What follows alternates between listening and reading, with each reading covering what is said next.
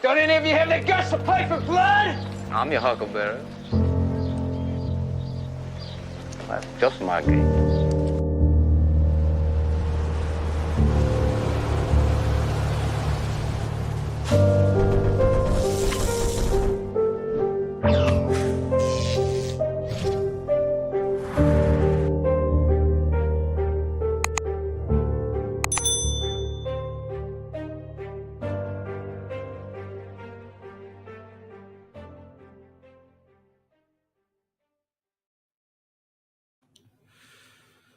Ladies and gentlemen, welcome back to Myth Vision Podcast and History Valley.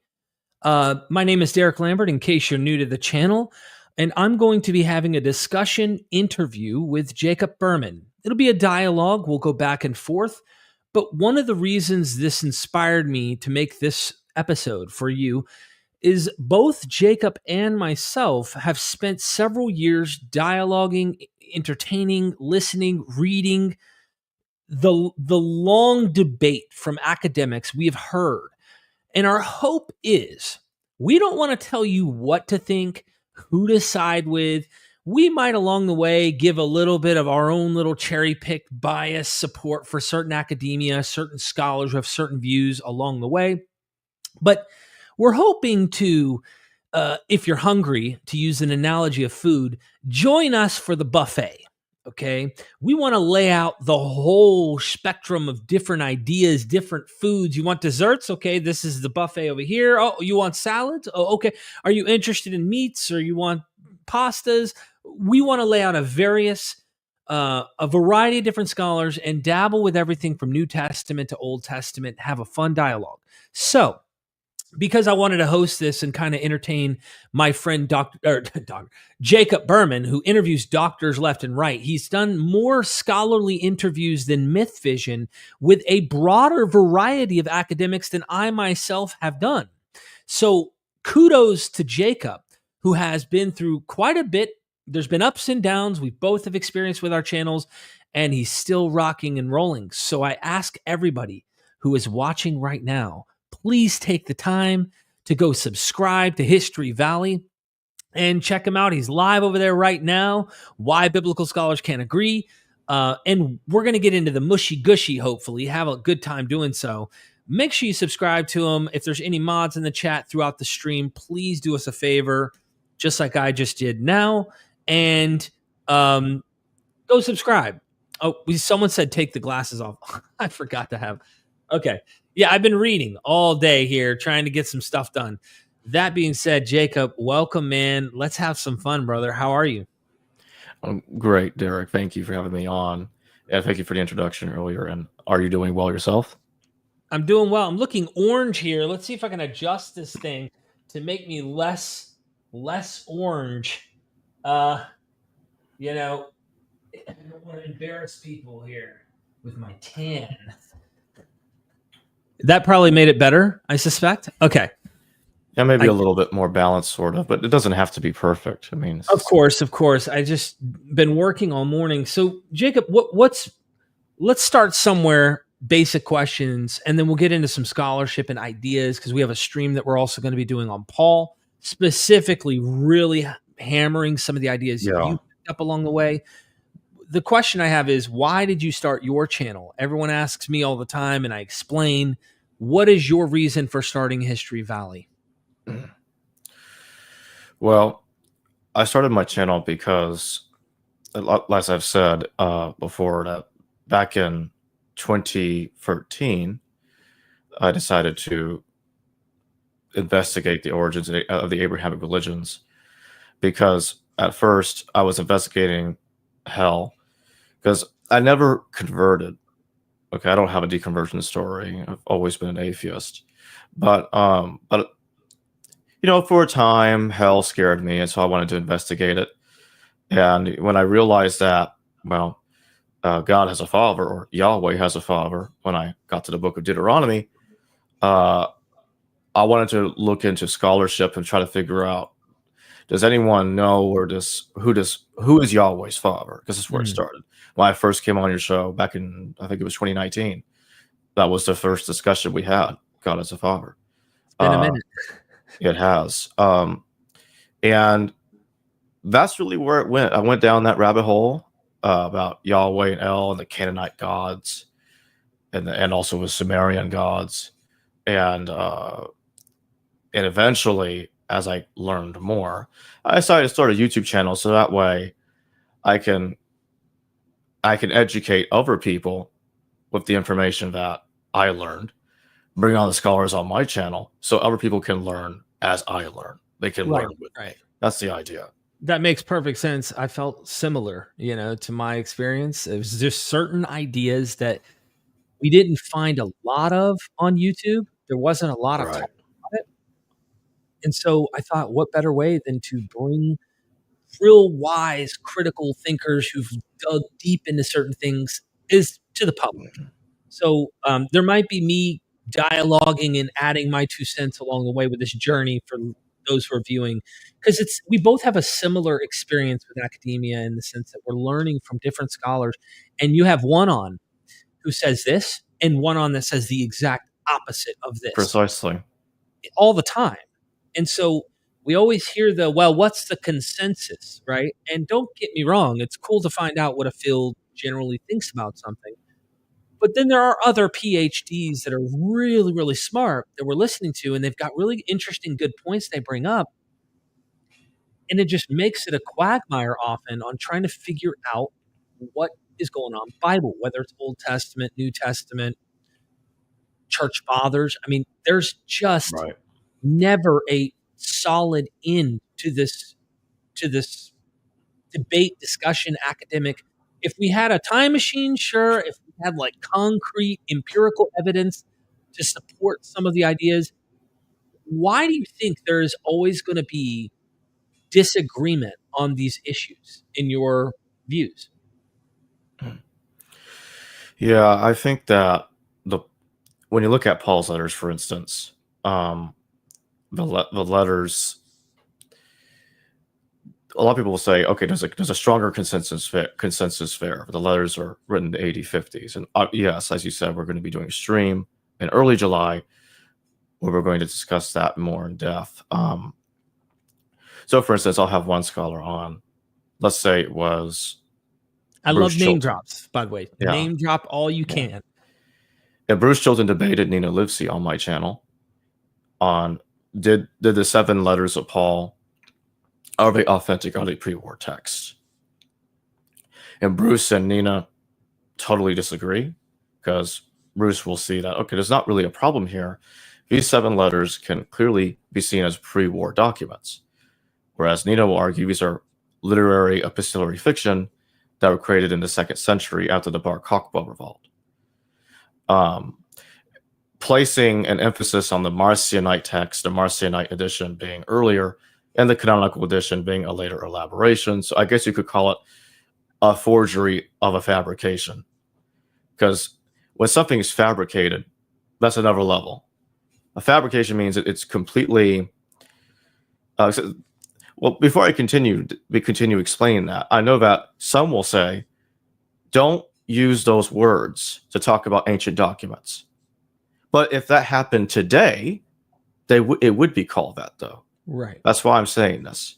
So if Paul wrote nothing, if that's the case, if Paul wrote nothing, then yes, the letters wouldn't just be forgeries; they would be fabricated. When you say something's a forgery, that implies it's a real. It's like a fake dollar bill. Right. So then there's a real dollar bill. But if it's fabricated, there's nothing real from it. It's just totally fake. So if the letters were fabricated, then none of it goes, then nothing, not a syllable, none of it goes back to Paul. Now, so it wouldn't be forged; it would just be fabricated. Technically. Yeah, completely fabricated. And it could be a noble lie of fabrication. Like she talks about, there's schools of philosophy, and she's taken that angle. But the consensus is, Jacob, that 7 are real, right? We need to accept 7 or else it feels like there's this pressure. You're frowned upon if you don't. I experienced this years ago. I believe that Paul's letters written in the 80s, 90s. I believe it again. For 2 years, I suppressed it because I succumbed to fear. I don't like that I did, but I did. Is the honest truth. I succumbed to fear. And I said, you know what? I'm not going to let that happen again. No. Because the mental gymnastics, I'm going to call it like it is, mental gymnastics that one has to engage, trying to make every inch of the 7 letters of Paul, so-called authentic letters of Paul, date before the war is astronomical. 1 Thessalonians 2:13-16 talks about the wrath of God coming upon the Judeans. Mm-hmm. There are even scholars like Paula Fredrickson who will say that's an interpolation. Right. It was added into 1 Thessalonians. Well, if we can admit, right, that there were post-70 additions into those letters, then dare I say, how do we know that F.C. Bauer wasn't right? That the whole letter of 1 Thessalonians is after 70 AD. Okay, this is going to take me. So this is a really I love that you painted it this way, because this book I just started reading, Back to Reason, Minimalism and Biblical Studies, Niels Peter Lemke. He's a minimalist. By the way, I'm reading this and I'm going, did I even understand what minimalism is? That's a curse word. That's a 4-letter word in the Bible scholars, Hebrew Bible, Old Testament academics, Dead Sea Scroll scholars. Like most of these people that I've been engaging with for the longest time, look at biblical minimalism and they frown upon it. And they kind of go, you guys are part of the extreme. You've got the minimalist and you've got the maximalist. And Niels, the way that I'm reading so far, and I'm at the beginning of the book, he portrayed there's 2 kind of schools of thought. Academics who suppose the Bible has historical reality and truth until external evidence debunks the biblical narrative. So they assume glass half full, we might as well just accept the narrative that what it says in the Bible happened until we can debunk based on external voices or external data to say, well, hold on, we have good reason to doubt that narrative. Meaning, let's go to Josiah's reforms. I don't want to dwell on this too deep because I expect to do some episodes where we dive into Josiah's reforms. It is it is a given that this happened. These reforms happened. Everything that's documented there actually occurred. By the way, everything I'm saying here applies to Paul and everything you're saying about New Testament scholarship as well. It's the same pendulum swing that I see. We grant it happened until contrary evidence, like the judgment of the Jews has come upon us. Oh my gosh, this must have been added after 70. Well, why not just say all of that text was added or written after 70 instead of just inserting this? Why assume, right? This is the thing. And then I just want to paint the minimalist, and I want to have you jump in and give your say, just so people understand. Yeah. The minimalist, it's often portrayed, start with doubt. Doubt. Don't assume. Doubt until you have external confirmation. You need to remain agnostic or doubtful about the events you're reading. Do not just accept the Bible's narrative, whether it's Paul's letters, whether it's Josiah's reforms, whether it's Moses in the Exodus, Abraham, which we have good reasons, and Thomas L. Thompson and others have brought forward why we should be very cautious. We're dealing with mythical characters in story form, right? And it's much more complex than that. So the 2 schools of thought are grant it until otherwise proven by false, external evidence that shows that couldn't have happened or didn't happen. Or start with doubt until you can confirm it with external evidence that there's some root here or historical credibility to the event. And that seems to be the teeter-totter here, man. That seems to be the pendulum of, and most of the scholars want to portray themselves as in the middle. Niels Peter Lemke says they love to go, oh, we're not maximalist and we're not minimalist. But argues in this book that those claim that they're not maximalist are using they're on the same side as the maximalist in a sense, granting biblical realities, yet they just want to be a little more critical instead of assuming the more minimalist approach. And so I hear it with Paul right now as you're describing this whole issue. Was that interpolated, or was all of this written later and backdated to assume it's happening, earlier in some of these letters? I don't know. What makes it worse is there's a Greek word in 1 Thessalonians 2:14-16 that makes it even much more difficult to claim the wrath of God as anything but the temple being destroyed. telos. It indicates finality, a conclusion, the final. So in other words, it's the final wrath of God.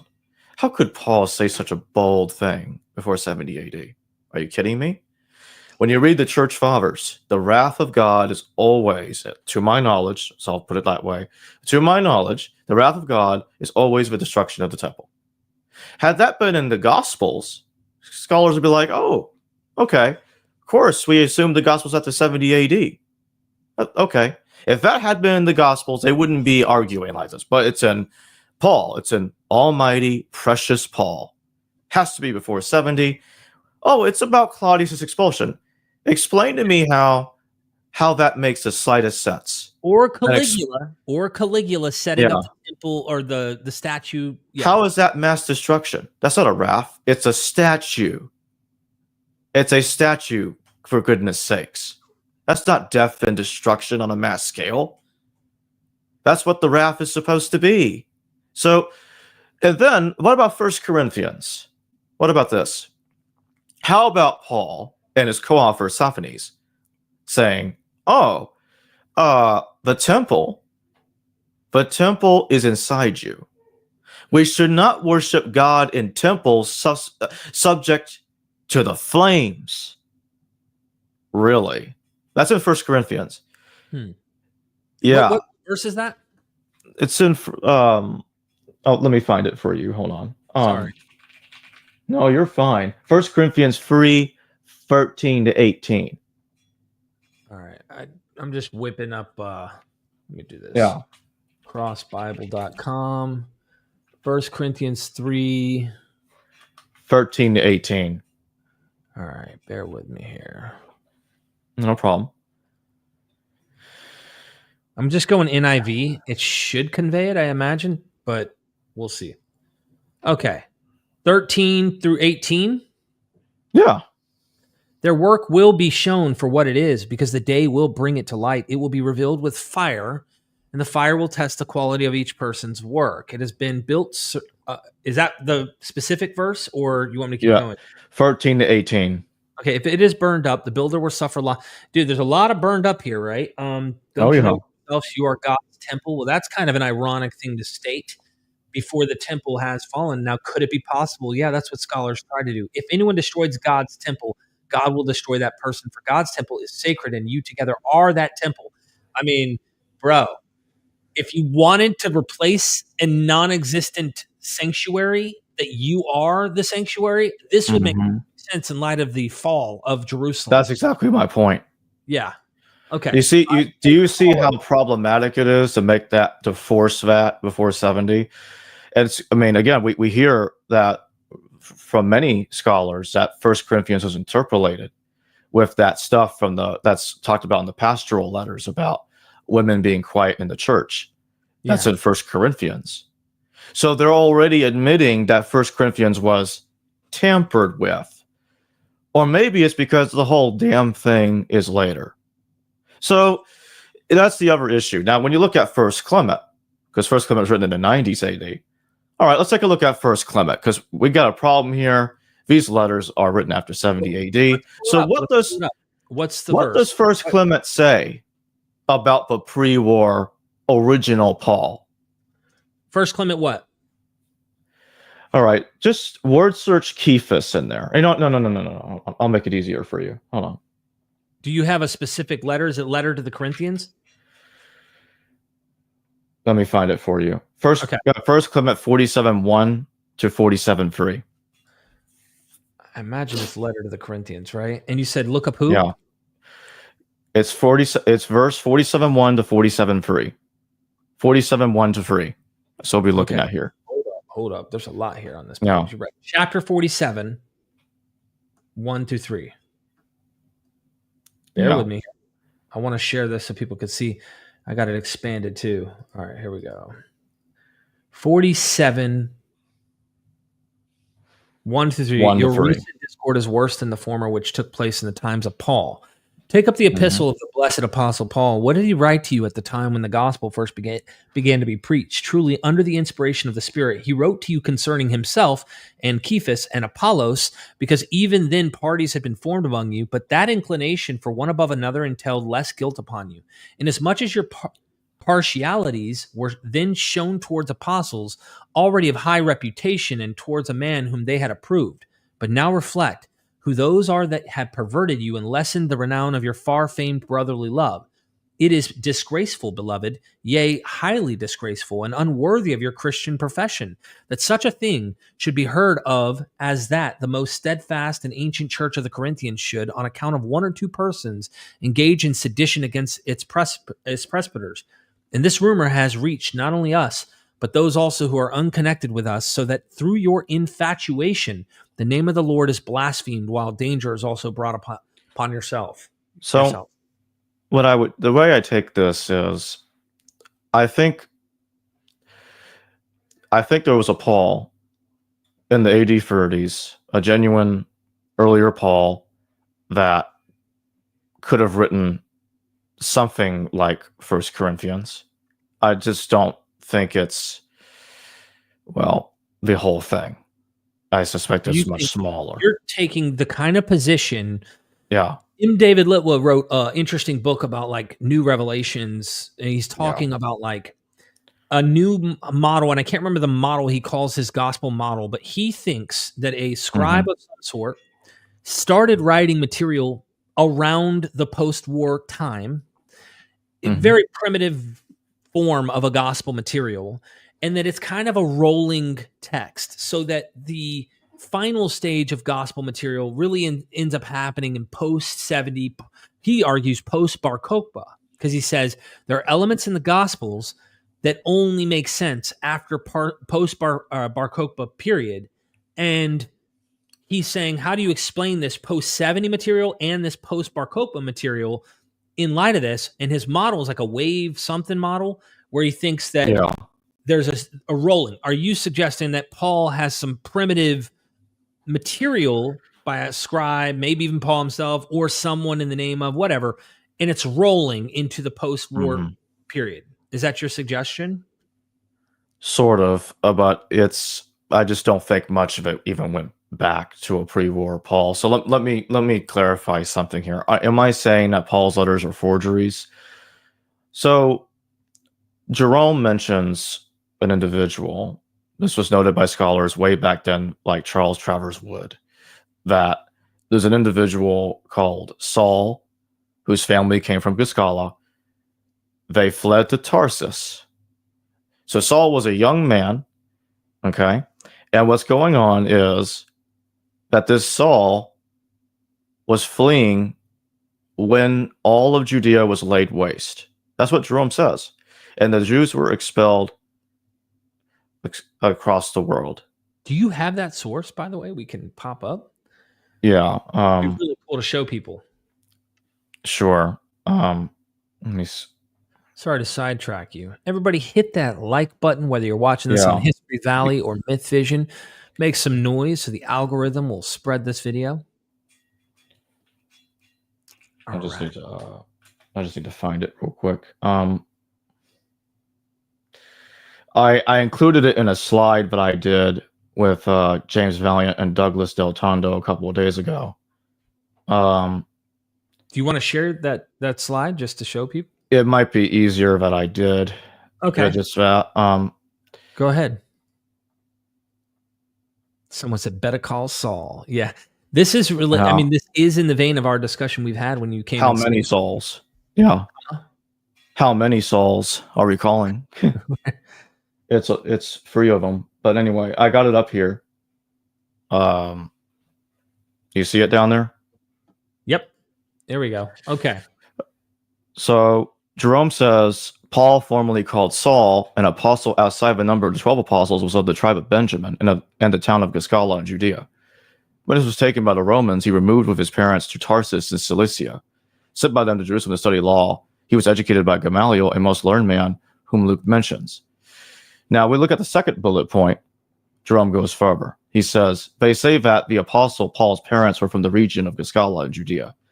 that when the whole province was laid waste by the hands of the Romans and the Jews were dispersed into the world, they were moved to the city of Tarsus in Cilicia. As a young man, he followed the condition of his parents. And Jerome continues. He talks about how this Saul said he's a Hebrew of the Hebrews. He's a Benjamite. You see that he's making the same kind of claims that we see in Philippians. And this is this post-war Saul of Tarsus. Now, Jerome notes elsewhere that he does say Paul died under Nero. So he is contradicting himself by citing this other source that he had that tells him, oh, that we got a Saul here who's active after the war and outlived Emperor Nero. So when I look at 1 Clement, I look at the Acts of Paul. The Acts of Paul is where we get the death of Paul from under Nero. And then you got Jerome in the 4th century saying this. That's 3 different chronologies for Paul. Then it gets interesting because when you look at the letters in light of all this, you look at 2 Corinthians. How many shipwrecks does Paul have? 3. Dare I say it's a symbolic to represent how many Pauls there are involved in the situation?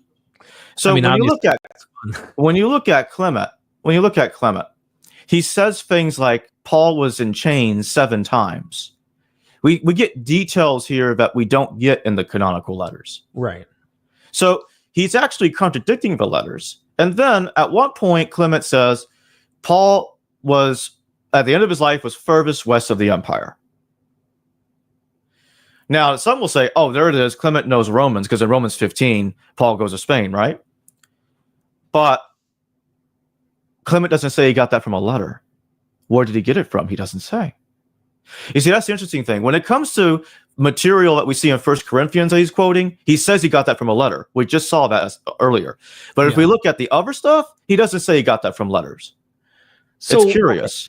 Let me try to bring it back to the pendulum swinging of minimal maximalism. And what's interesting about this to me is there's assumption that if you just Thomas Jefferson Paul, for the viewer, if you just Thomas Jefferson the Gospels, just Thomas Jefferson the Old Testament, just Thomas Jefferson Paul's letters. And what I mean by that is, for those who don't know, Thomas Jefferson, famous U.S. president, had his own Bible.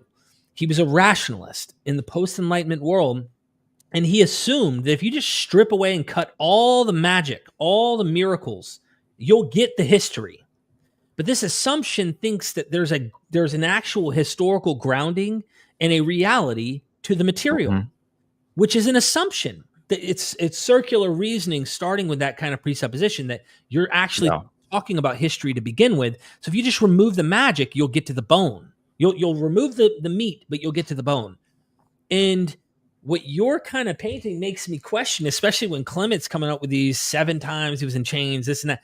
If there's already legends in Clement's day, and he's supposedly writing in the 90s, this material, let's just grant it that he is, even though Nina she's arguing that it could be later in her book. Right. I understand why she says it. I understand why she says that. I don't agree.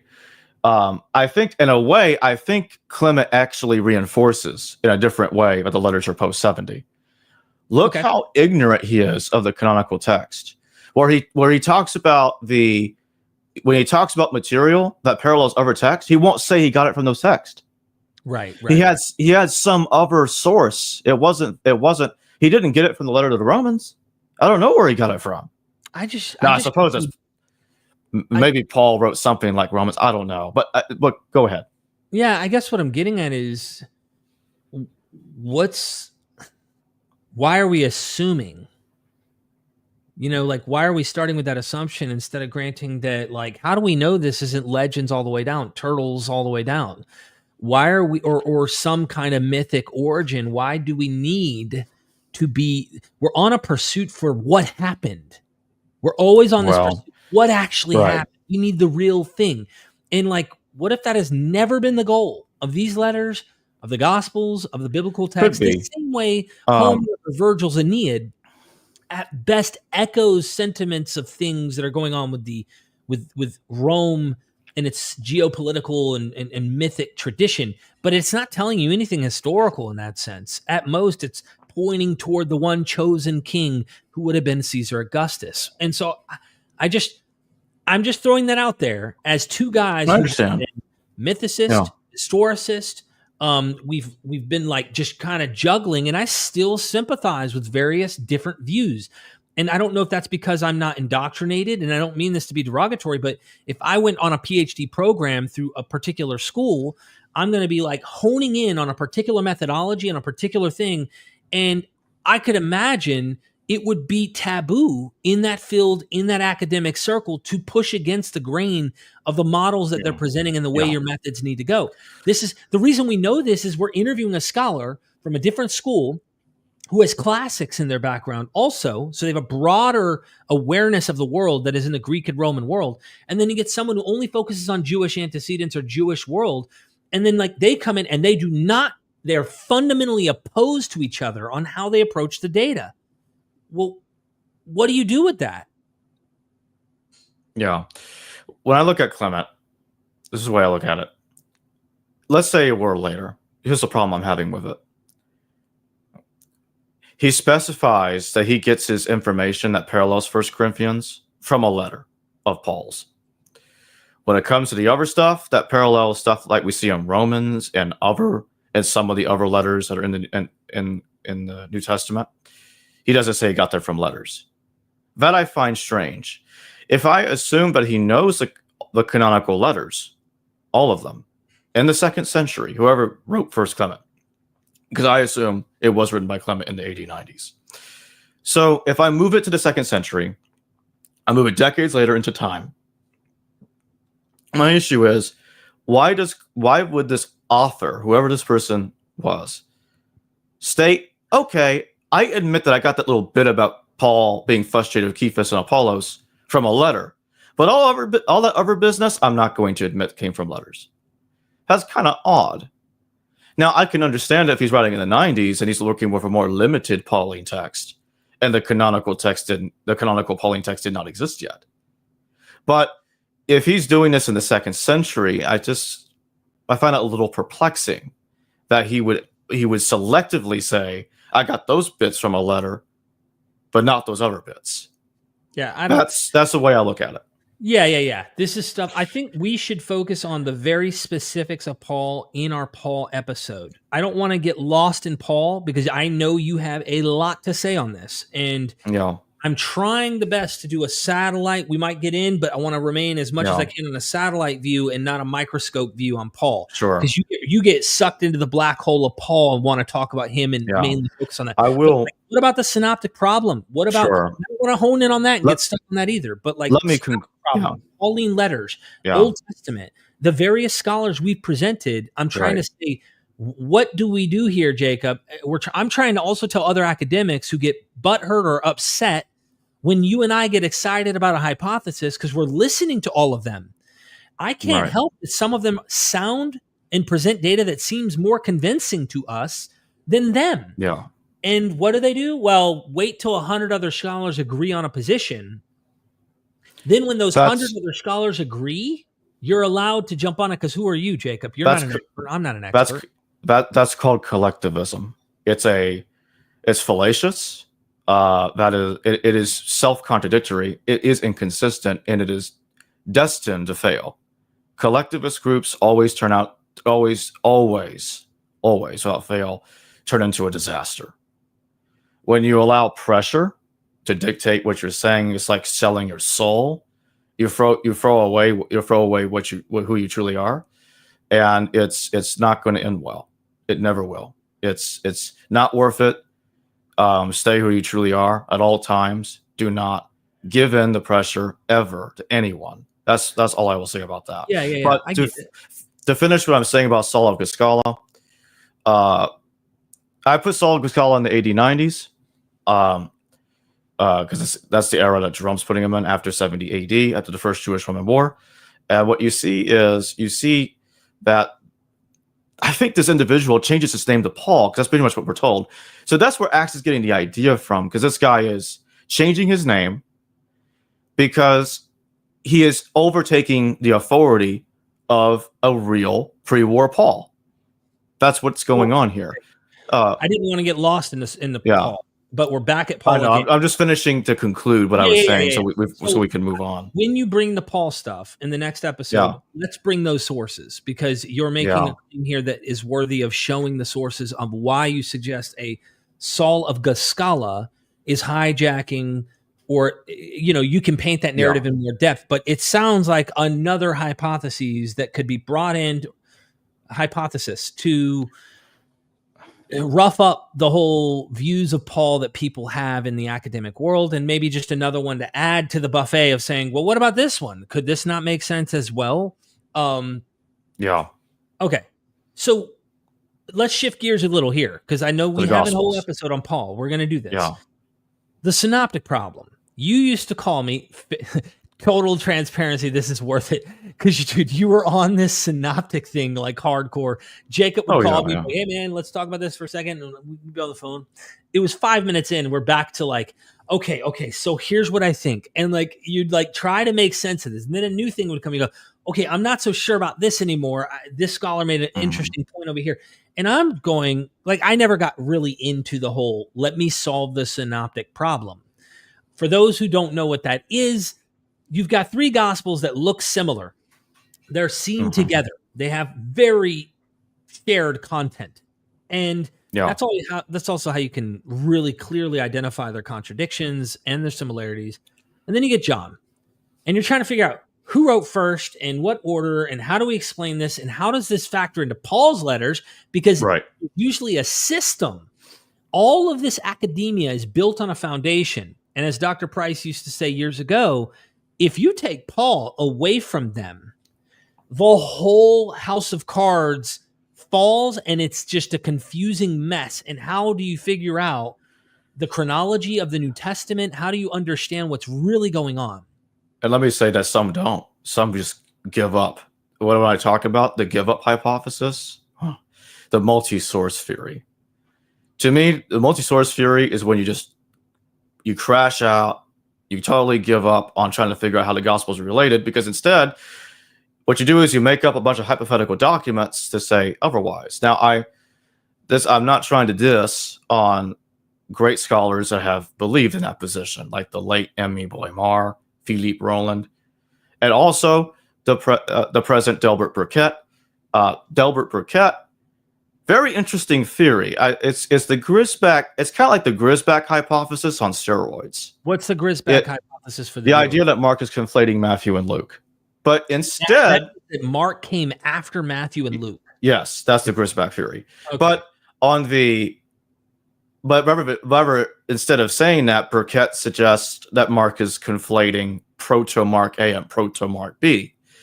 So he says that Proto-Mark A is known to Matthew, Proto-Mark B is known to Luke, and that those two proto-marks are copying an older proto-mark. Now, so you have three proto-marks right there. We have three hypothetical documents out the gate. He retains Q, and he has Matthew and Luke using Q. So the reason he says is that, well, Matthew has independent material, Luke has independent material, Mark has independent material. They're not in each other. So he tries to explain these complications away by saying, okay, they're using these other documents. And the reason Mark looks like it's a conflation, because it is, he's conflating those two sources. It also explains the minor agreements. I'm skipping a lot here because it's super complicated. Super complicated. Yeah.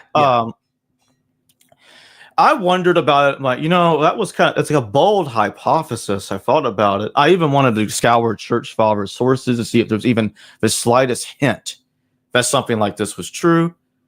I concluded it's just extremely unlikely, especially for the church fathers that have missed so many documents. When you look at Papias, I would say there's some sprinkles of truth, because Papias does know a lot of sayings texts that he attributes to various different people, including even one to Thomas, which I dare say was an older form of our Gospel of Thomas. Cyril of Jerusalem in the 4th century does say that the Gospel of Thomas was written in the 3rd century by Thomas the Manichaean. Now, what does that tell me? This is interesting because the Gospel of Thomas appears to have interpolations. Now, you know this, Derek, that I do not like arguing something's an interpolation. I hate it. I don't care what it involves, unless the evidence was super powerful. and I'll only concede something's an interpolation based on based on two criterias. The first criteria is if an ancient document tells us that another document was altered, so it's an admission that it was altered, but we don't otherwise have manuscript evidence to see what was altered. So we can try to guess, but at least it gives us a justification to guess. The second criteria is if we have a manuscript of a document different from a manuscript of the same document that we have in which said material is missing. That way, I'm not playing a guessing game. Right? You're not assuming based on the language or I'll give you structure sounds or the context, because that could be easily. You're saying, I found a document, or there's an alternative account of this that doesn't have this material, and here you have this material. Exactly. Okay. The reason why some people say, "Oh, come on, Jacob, we can tell." No, you can't, because you have one scholar disagreeing with another on what was an interpolation. It's too subjective. That's the problem. This is okay.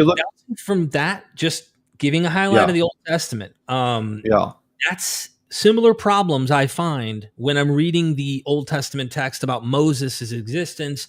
I was reading a bunch of different academics, and many of them will find the mention of Moses in Isaiah or the mention in Hosea or different passages where Moses' name comes up in books they already suppose for other reasons that they date this material to the 8th, 9th century BCE.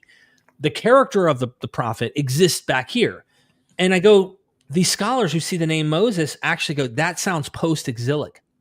The whole material in that section, or adding in Moses in these narratives, a lot of them recognize, and they're doing textual criticism, and they go, Moses is inserted in this text. This isn't original. And then some of them say the whole chapters seem to be added later in the name of prophet Isaiah or Hosea or whoever. Way too convoluted. You can't even get any of them to really agree on all of these.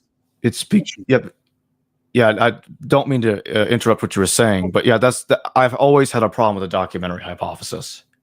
It's like, there are some people that could look at me with a straight face and say, "Yeah, I dismiss Q, but the documentary hypothesis is definitely true." I'm like, excuse me. So you wanna give me some proof that any of these floating magical documents, D, E, P, J, R, whatever letters you want to throw from the alphabet on there existed? Are you kidding me? You haven't a clue. So so you want me to believe dogmatically in these fairy tale documents we have absolutely no evidence for? Come on. So it's now it's just, they might say to me, okay, well the text looks like it was written in stages, or it looks like it was written by multiple people. Well, even Joel Baden said that it could have been written by a group of people at around the same time. He said something to that effect to me in when I interviewed him last year. I'm like, okay, that actually makes more sense to me. Why couldn't just a group of people just be writing the Torah at the same moment? And we don't have to speculate about centuries of development that we don't have a clue on. Each of those layers, like you're describing, by the way, for those who aren't into the documentary hypothesis, they'll use like the Elohist. It sounds more primitive, or it has these attributes they would say are primitive. And this is what's wild to me. Jonathan Adler comes in and pulls up all this archaeology and shows that the common people, right, are still polytheistic into the third. Absolutely. I love his work. It's amazing.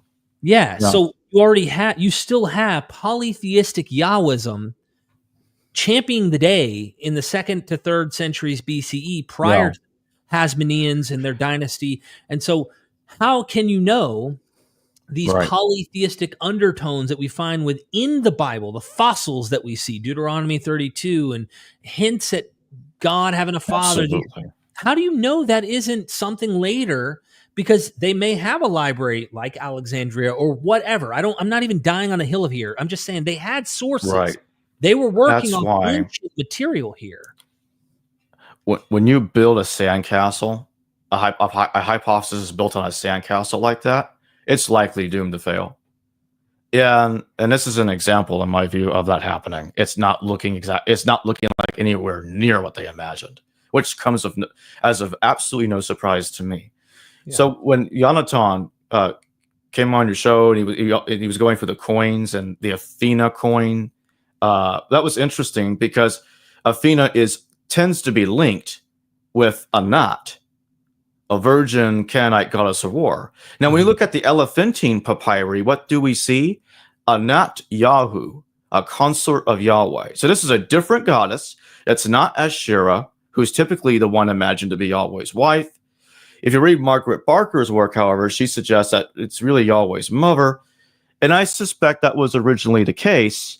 But regardless, if you look at the Elephantine, what? I'm sorry? Why can't it be mother and wife? Because that was a common way consorts operated. Well, that's why I used the words originally the case. So when you look at the Elephantine papyri, Anat Yahu is Yahweh's wife. Well, Anat Yahu was Baal's wife, Baal-Hadad's wife in Canaan. And Baal-Hadad is the Canaanite version of Ishkur. So that gets into the whole Ishkur stuff. That's what I was talking about with you years ago. And it links very nicely with what I said there. So what I'm saying is, I mean, we have multiple examples in the ancient world where a goddess is the mother and wife of we have evidence of this where a goddess can be the mother and the wife of her son. That's happened before. It's not, I wouldn't say it's super common, but it happens. Sure, I wouldn't be the first case of something like that happening. Again, one more comment on this. Sorry to derail, but I'm piggybacking on this position. And again, being autodidacts such as yourself and I, like, we're not PhDs, but there are academics who are like, man, you really know your stuff, right? They're like, you really have earned through your research and studying and reading these materials, countless materials, even though you don't have a specialty, right? You're right up there with a lot of these academic thinkers and stuff. And that's not to pretend that we're actual PhDs at all, but that we know what they're saying. We're hearing them out, and we like to buck against the consensus models because I don't think we're all there yet. It's all up in the air. There's no concrete data for a lot of this. But we've seen comment here real fast. Yeah. In this book, right? I'm reading Niels Peter Lemke, page 15 of this new book here he has, which for those who are just tuning in, he has a book. I'm going to interview him on Back to Reason, Minimalism, and Biblical Studies. And I'm going to keep tapping from the Old Testament probably while you hit New Testament stuff. So he's talking about it can originate during the exile. Okay, talking about a moment of the idea of Israel is removed from history. We can no longer say with certainty that this idea originated in one period and not in another, because he's going through different scholars who suspect events in the biblical story are telling of post-exilic times, though they backdate them to Bronze Age, early Iron Age, whatever. And he's going through like, how do you know it's not Hellenistic? How can you say it's not Persian? How can you, if it can be flexibly interpreted much later, how do you anchor it? How do you know? He says there's no need, or there need not be any historical reality behind the notion of the 12 Israelite tribes. It can originate during the exile, in the Persian period, or in the Hellenistic period as well.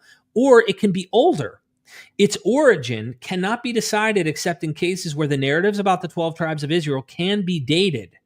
Maybe this is why Finkelstein is even now flirting with Hellenism in his recent collection of articles about Ezra and Nehemiah, Finkelstein 2018. So he wrote an article, which I read a while back, where even Finkelstein, who, this is like the head honcho archaeologist that a lot of people look to and go, this guy's great. He's flirting with Hellenistic, pushing stuff later into the Hellenistic period, specifically Ezra, Nehemiah. And anyway. Yeah. It makes sense to me. And what I'll say is, just to come back to the Gospels, I noticed I didn't finish my thoughts on the Gospels. So I've consistently put the Gospels in the 2nd century. For like 6 years now, I've been putting them in the 2nd century. It might have been longer than that. Mark included, right? Yeah. With Mark, it's slightly more complicated because I think Mark is written a couple of stages, because we're basically told that, actually.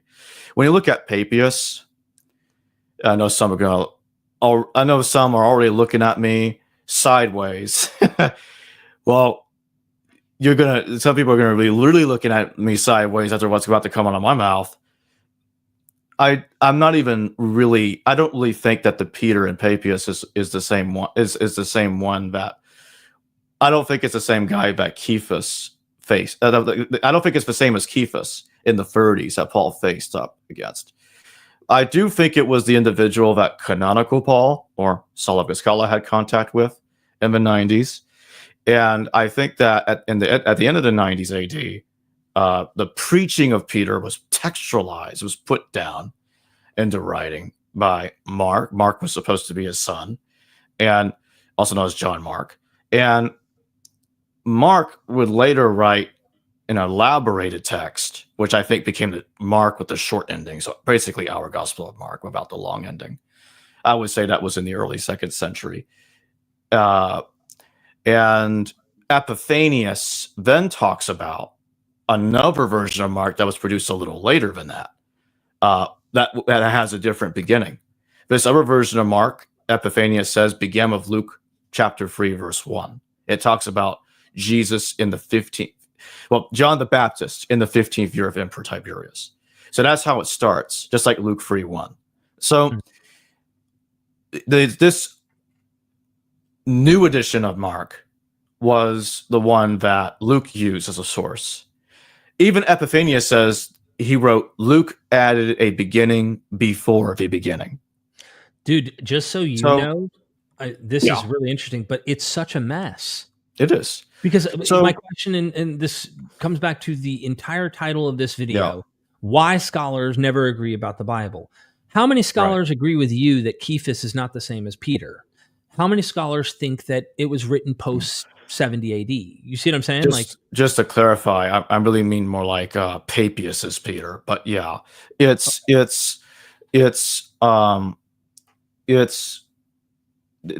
scholars that are moving into that direction. Samuel Zinner, we both interviewed him.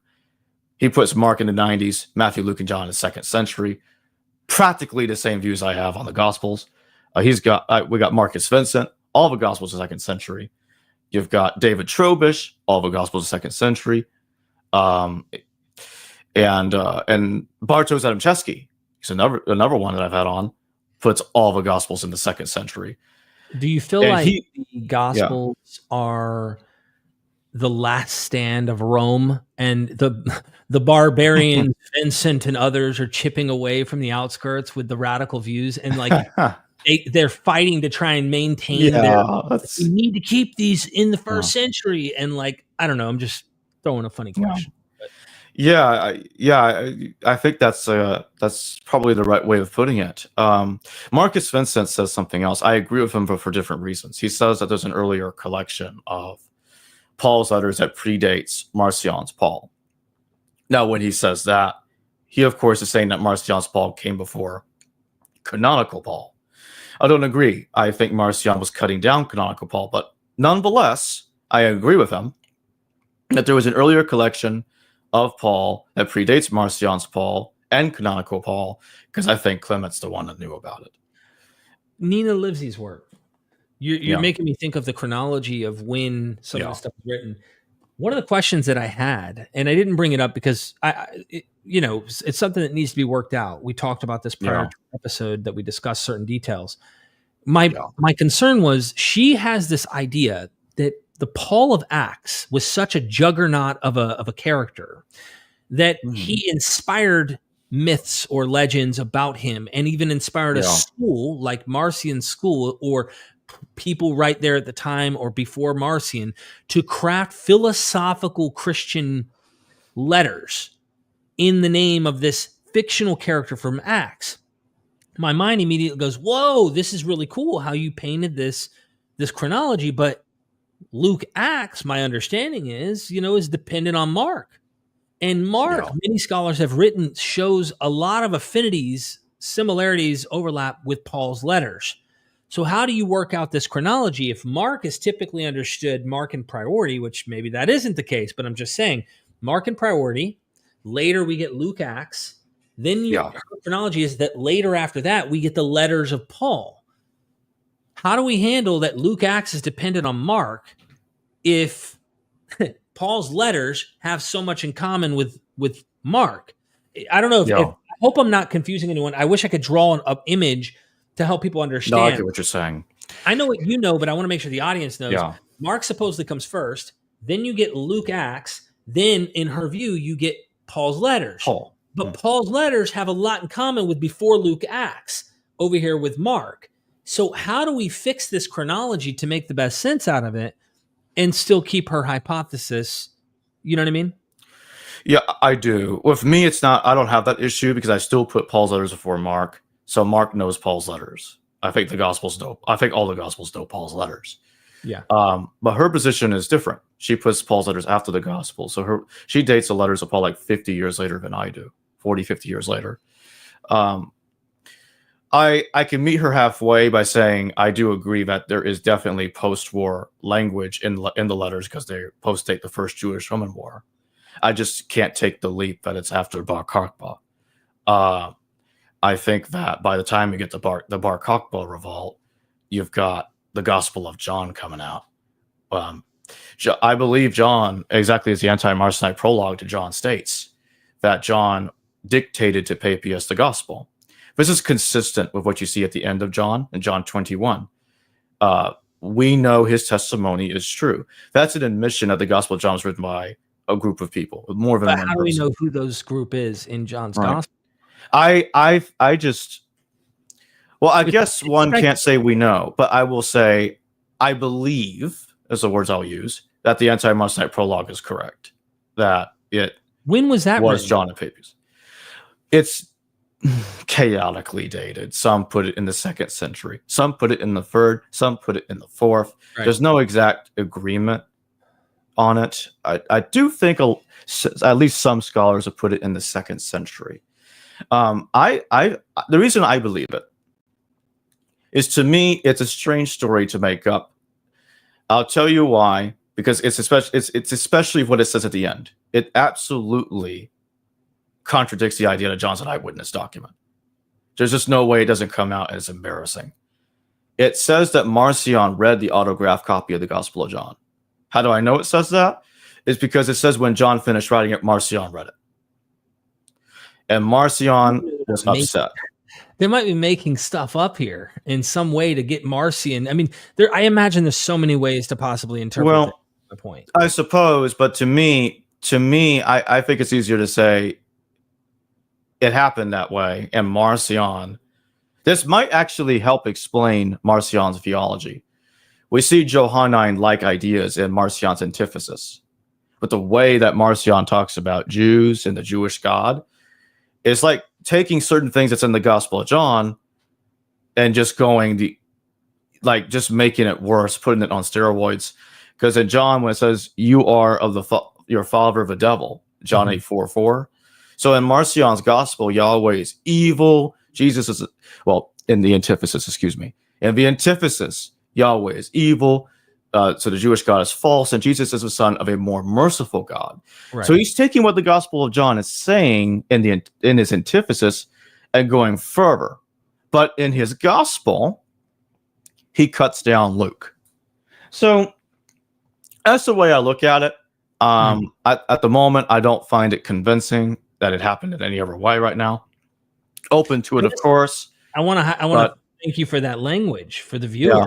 Understand that, we're going to keep changing our minds. Yeah. We're going to keep learning but anyway, yeah. Yeah.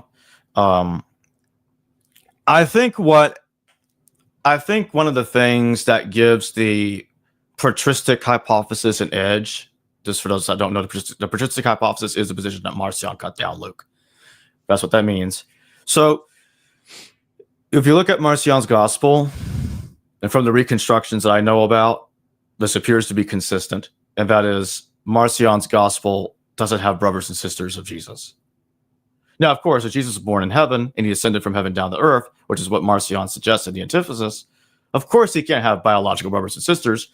That's out the window. So he removes all those references to them when he cuts down Luke. As Tertullian says, that Marcion wrote his gospel not with a pen, but with a sword, because he just cut out the gospel he wanted from an existing gospel. And that makes sense to me. So when I look at Luke, so I do think Luke knew Matthew. I also think Matthew and Luke knew an earlier edition of Thomas, rather as opposed to Q. I use Thomas instead to explain it. Now, Thomas only contains about 20-30% of Q, so it's not, it obviously can't be Q, okay? But when you look at Thomas, you do see this alternating primitivity that's supposed to be in Q. Like, So blessed when are the... if you were to know, you're talking about common material between Matthew and Luke. Yes. Okay. So, but Thomas does have, blessed are the poor, for theirs is the kingdom of the heavens. Mm-hmm. Matthew has, blessed are the poor in spirit, for theirs is the kingdom of the heavens. Luke drops in spirit. So there in that part, Luke's closer to Thomas, but he changes kingdom of heaven to kingdom of God. Now, typically, kingdom of God is believed to be the more primitive version that they imagine to be in Q. But when you look at Thomas, which appears to be the reality of it to me, it is kingdom of heaven. That's the problem with that guesswork, is that the truth isn't going to be quite, or at least what I think is the truth, isn't going to be quite what they imagined was in a hypothetical document that they have no evidence of. As Bartosz Chesky says in his book, Q or Not Q, and he also said this to me in an interview. Well, I don't remember if he put it this way in the book, but I think he did. But he definitely did this on the interview. Scholars are reconstructing a text, a critical edition of a text that doesn't exist. I just had to laugh because that's literally what they're doing. So what I think is happening is Thomas obviously can't explain the entire double tradition. So in order to explain the double tradition, Matthew and Luke use Thomas, and whatever Matthew and Luke didn't get from the other, got from the other. So in other words, Luke finished the job by getting the rest of it from Matthew, or it's the reverse. Matthew finished the job by getting the rest of it from Luke. But either way, one used the other to get the rest of the double tradition. Okay. So, all right, it's a mess. Let's just call it a mess, because I've heard this before too. Many scholars have come on. I've even had like a debate between Mark Goodacre and Dennis McDonald, and some of the interesting criticisms I have that I've watched and listened is, well, this is more primitive than that, and I'm like, how do you know? How do you know? Even when, and I don't want to get lost in the sauce here. I want to get back to the bigger picture. The satellite view of asking you about scholars here is this. You brought up, Tertullian talks about he used a sword to cut up the Gospel of Luke to make his own gospel, and many other scholars will point out that it's more likely you start with the primitive and then people build on. So it's more common they add material to existing text than it is you cut material. Statistically, more material in the ancient world would have been cut. Not cut, added onto, rather than you just cutting out and creating. But abridging did happen in the ancient world, though. It did happen. Abridging did happen in the ancient world. Yeah. But we talked about this on the phone before too. Yeah, and it's also more common though that they add rather than cut. So what I'm saying is you can accept Tertullian, and I'm sure there's arguments within the text that makes them go, looks like Marcion cut this stuff out. I've heard M. David Litwa make his arguments in the opposite view, where he's like, no, all the reasons for why they added a Marcion trying to tamper and tame, Judaize, if you will, Marcion's gospel, and tame his gospel, because his virality within Christendom was literally catching fire and people were becoming Marcionites left and right. So they had to politically make a power move by manipulating his gospel. Now you can accept Tertullian, you can accept Marcion. Here's the deal. All I'm saying as a non-expert who does not know these languages and has not dug into this, I'm only interviewing scholars, is I sit back, grab my bag of popcorn metaphorically and say, you know what? Look at what these brilliant minds who will know more about this than I ever will. And they will not and cannot agree. And they're arguing over minutia down to the grammar and the syntax. And I'm sitting here going, amazing how brilliant minds can never really figure out and solve all this material. So why can't we have our own guesses of what we think makes the most sense? What's the problem here? You know what I mean? But I'll bring up two more things. Two more problems I have with Marcion priority over Luke, or Marcion priority as in Marcion being before the canonical Gospels. Papias seems to know nothing about it. Now, I know that we're missing damn near everything Papias wrote, but what we do have that did survive, and it seems very obvious that the text of Papias that did survive was mostly selected. not just preserved just by happenstance. Papias refers to Judas's death in his text that did survive. So he knows Acts. He's getting that from Acts. Now, you could take Dennis McDonald's position because he flips it. He has Luke knowing Papias. But anyway, I don't agree with that. I think Papias knew Acts, which is usually the view of that many other scholars happen to have. So they take so I think Acts was known to Papias, but Papias doesn't seem to know or hint that he knows a gospel similar to Luke, distinct from the tradition of Acts. Does Papias even mention Luke? No, I've heard scholars say no. No. But what I'm trying to say is, let me try to put this in another way. It doesn't seem to me. Papias as well. I mean, that's a whole nother. Yeah, I mean, Papias can be variously dated, although I think it's AD 130s, especially if the anti-Marcionite prologue is to be believed. I would say about 135 AD, thereabouts. Now, I think that the second problem, I would say this position is more concrete. If Luke knew Marcion's gospel, the faithfulness gets real strange. I'll tell you what I mean. Then that would mean Luke is faithful to Marcion's gospel in a way he wasn't even with Mark and Matthew. It's a strange thing. It's just Luke basically just plagiarized Marcion's gospel word for word all over the place and just added some stuff from Mark and Matthew that he wanted to jam in there. I suppose that's possible, but I just don't think that's likely right now. I just don't think that's likely.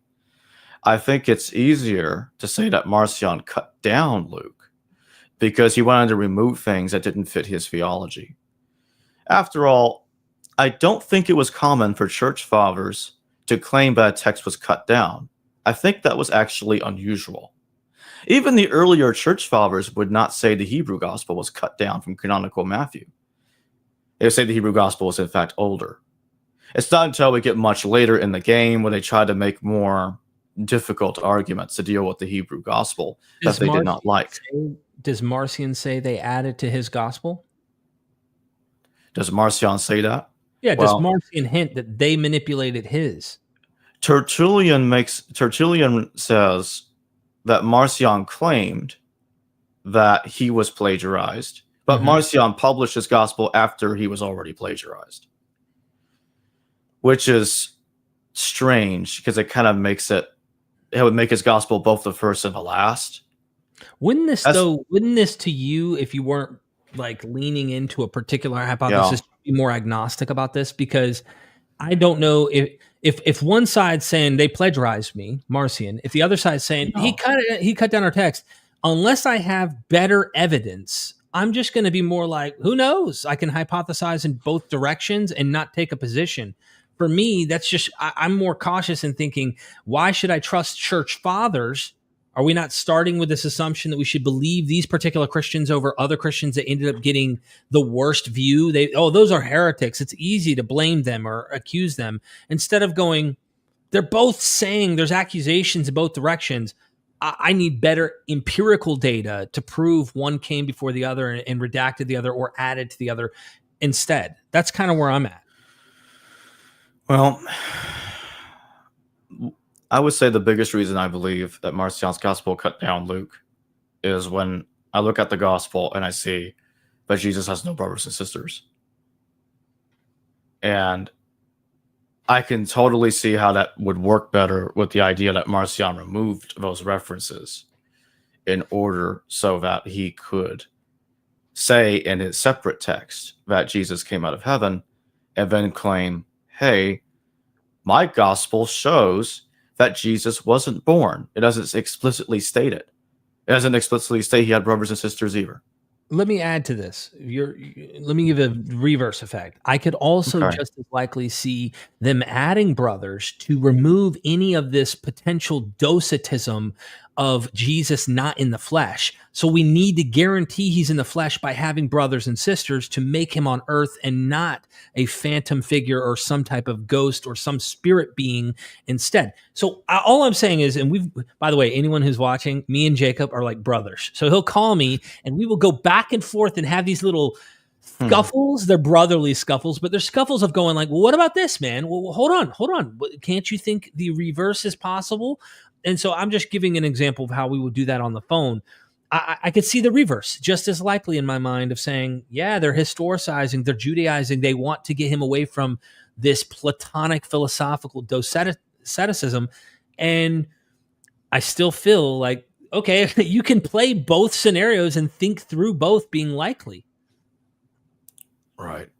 You know what I mean? This is the me. one thing I want to say is, I used to get some people saying to me, "Oh, Jacob, you think canonical Paul was written in the 80s, 90s? Then there was no historical Jesus." I'm like, what? Okay, let's slow down. For a problem with scholars is they never fully agree with me on the Bible. I just thought that was a funny comment I had. But just to finish what I was saying, that was funny.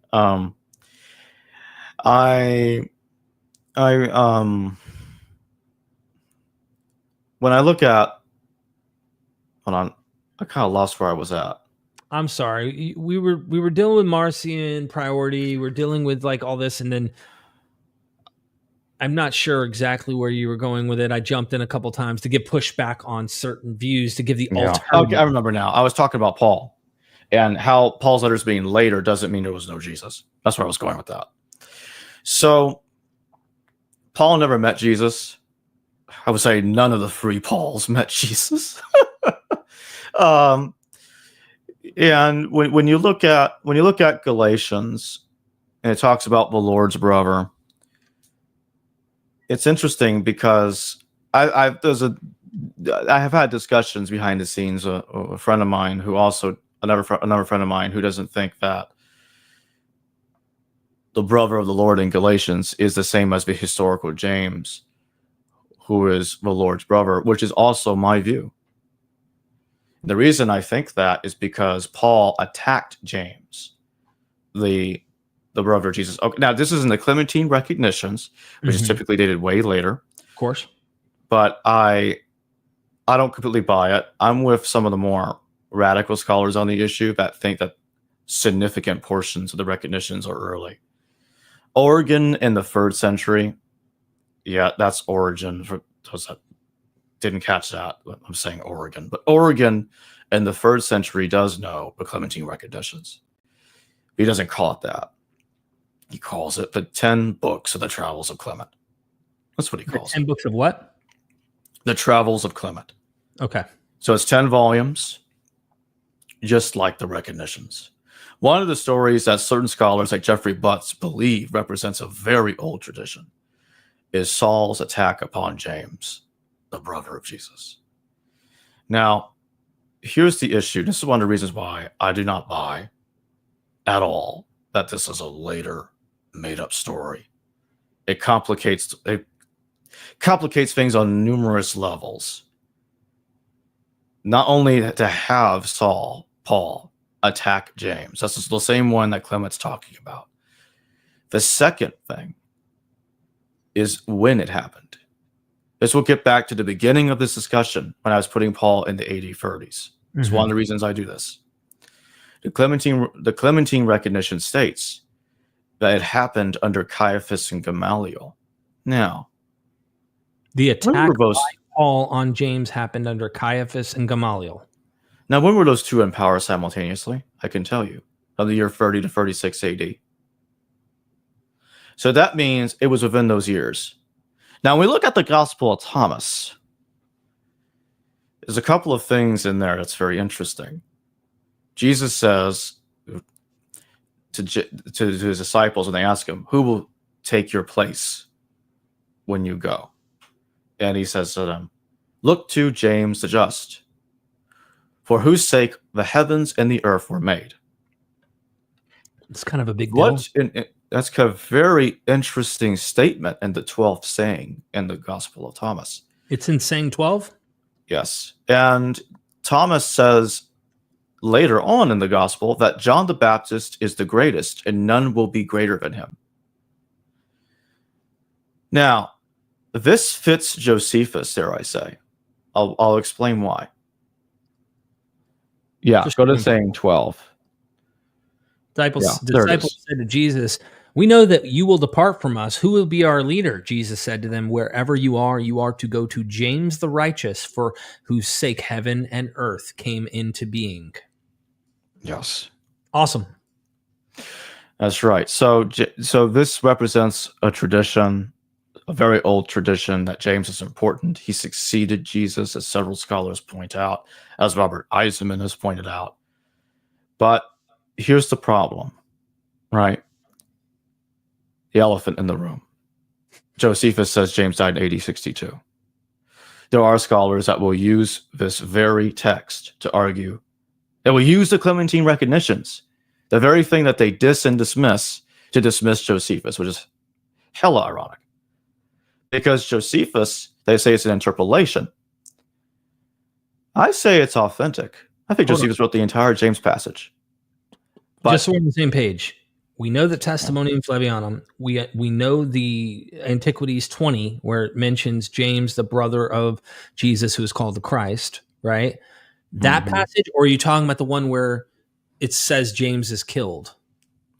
The James passage, where Josephus talks about James being the brother of Jesus, called Christ, and that he was killed by Ananus ben Ananus, the high priest of Jerusalem, or Hanan ben Hanan in Hebrew. So what's happening is, in my view, even though I think Josephus wrote all of that, it's not the same person. So that's a different James in your view than Thomas is Yes. James the Just, or James the brother of the Lord. A different human being. I think, what I think's going on is this is the one that the apocalypses of James are talking about. The first apocalypse of James states that that James is not the physical brother of Jesus, but spiritually his brother. And the second apocalypse, Theuda, a man called Theuda, is identified as his father. Oh, so I think, real quick, James is Jacob. Just so viewers know, this is a common name, common Jewish name. So it's not like ridiculous to think you'd have multiple James, right? Am I correct? It's Jacob, James. Yeah, there's multiple Jameses. You have James, the son of Zebedee, and Acts. But I'm saying, isn't the name James? Correct me if I'm wrong. Isn't the name James also kind of like Joshua is Jesus? Yeah, James is a common name. Exactly. Okay. Jacob is a common name. Yes. Yeah. So I think that, I think what's happening is that after James's death in 36 AD is when I think it happened. Then this is the interesting thing. John the Baptist is usually seen as the successor, but as the Gospel of Thomas is insinuating, John's afterwards, just like Josephus also suggests. John the Baptist dies after Jesus. And when you look at the Gospel of Thomas, James is the one that will be Jesus' immediate successor. But John is also greatest, which means John is also in line to succeed, but he wasn't picked to be the immediate successor. So that means whenever James goes, it would fall to John if John was still around to succeed him, which he was. Some scholars, like Samuel Zinner, will say that Josephus wrote the Testimonium because why would you place the Testimonium before the John passage, which turns the Gospels chronology on its head? I agree with him because I think it's the Gospels that are turning the chronology on its head. They're making John lesser than Jesus. They're getting John to praise Jesus. When you look at the Gospel of Thomas, what I think are the authentic portions of it, John is the one being praised by Jesus instead. John is greater than me. And this is consistent with what you see in Josephus, in my view. Okay, so this is a whole lot of... Oh, yeah. I'm trying to think through all sorts of stuff here. So, okay, I want to come back. I want to back up because I think you and I are going to get into Paul. We're going to dive into some of the weeds pertaining to this stuff. Again, to the general title of this video. Why scholars never agree about the Bible. Generically, can you speak on this? What you've noticed in interviewing 150 scholars? I mean, you probably interviewed 100 to 150 different academics over the years. What is the problem? What are you seeing that is happening in the field? From a autodidact, you're not trained up to have to be in a particular school, but that doesn't mean you don't have bias. Of course, we all do. Yeah, I think everyone has a bias. Indeed, it's unavoidable. What I will say is, it's hard. I think it's a little hard to describe, but I will try.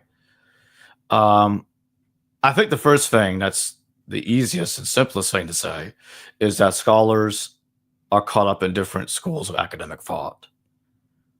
I understand. I mean, when one could be following the footsteps of their doctoral supervisor and be very biased for that person's position against those who are contrary. And when somebody puts something down in a book, they're not likely to change their mind either. I'm just going to be real. When someone puts something down in the book, they are likely, I'm not saying they're not going to, okay, because some people, it's happened, but they're likely not going to change their minds. They're going to be very ferocious in defending what they've written. I mean, there are scholars that have insulted and attacked others for disagreeing with them. It's terrible when this happens, but they've done this. We've seen this. Some will get so vitriolic as to attack other people for saying you shame PhDs or your PhD's fake. We've seen this. Things will get way out of control. And somebody needs to get in the middle, like, okay, push it back, stop. Let's stop boxing over here again. It's too hard, it's too much. Stop it. Break it up. But we've seen these dramas, too many of them. And it's weird how they're getting into such childish modes of argumentation on texts that were written by people that have been dead for thousands of years. Yeah. I'm like, why are we acting like this over these extremely ancient documents? I was going to add in the religious factor that I can't imagine is an elephant in the room as well. Yeah. So we have a lot of academics who are motivated in some way, whether conscious or unconscious, through the religious journey they're on. And so it's difficult for them to potentially even entertain some of the more radical views. Some I've heard say, I believe one thing, but I know in my historical research another. And I'm like, how they compartmentalize is a shocker to me. But I imagine that plays a role. And still in the opposite angle, for those who don't believe, who have a critical lens, right? Like me, for example, I can imagine I have a bias, right? When I'm approaching material where, there were times where I'd say, I'm not listening to these academics over here. They're PhDs, but they're conservative scholars, right? But I do want to hear what they have to say. That doesn't mean you can't learn something from them. And there's a lot of material that you go, whoa, I never heard that before. That's interesting. So, I'm just trying to point out the various things on why scholars may never agree about the Bible, whether it be religious, non-religious, or again, there's tribalism in the school of thought. There are other ways in which they may not realize some of their methods might be circular reasoning. That's the kind of trouble I get into when I'm not the guy who's saying it. I get in trouble for being the messenger or highlighting it on my channel. And I say I'm getting in trouble because a lot of scholarly friends of mine will write, hey, we don't like this. We don't like that you're not a PhD. You have a lot of blind spots, Derek. I get that. But I guess so does Gad Barnea or Jonathan or, all of these experts that I think are at least asking very important questions and not doing dating that's circular Old Testament stuff or even New Testament stuff. How do we know? I don't want to give like a deep dive answer to this, Jacob, but like, how can we know Mark was written in 75 AD or right there in the 70s? How can we know it wasn't written in the 90s? You can't.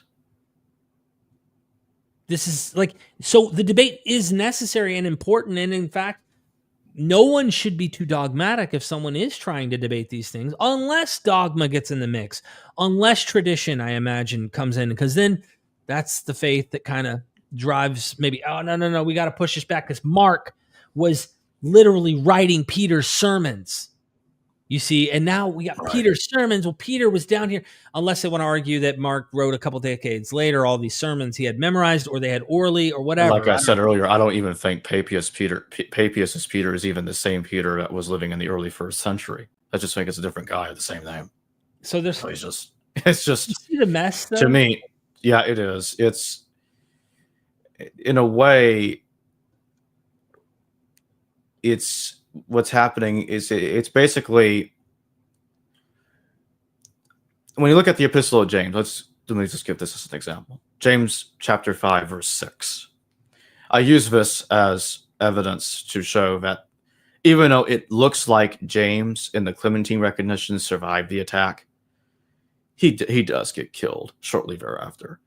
Because in the Epistle of James, I actually think was written by a dude called James, because it says so at the very beginning. It's very interesting. It says that he introduces himself as James, a follower, not brother, a follower of Lord Jesus Christ.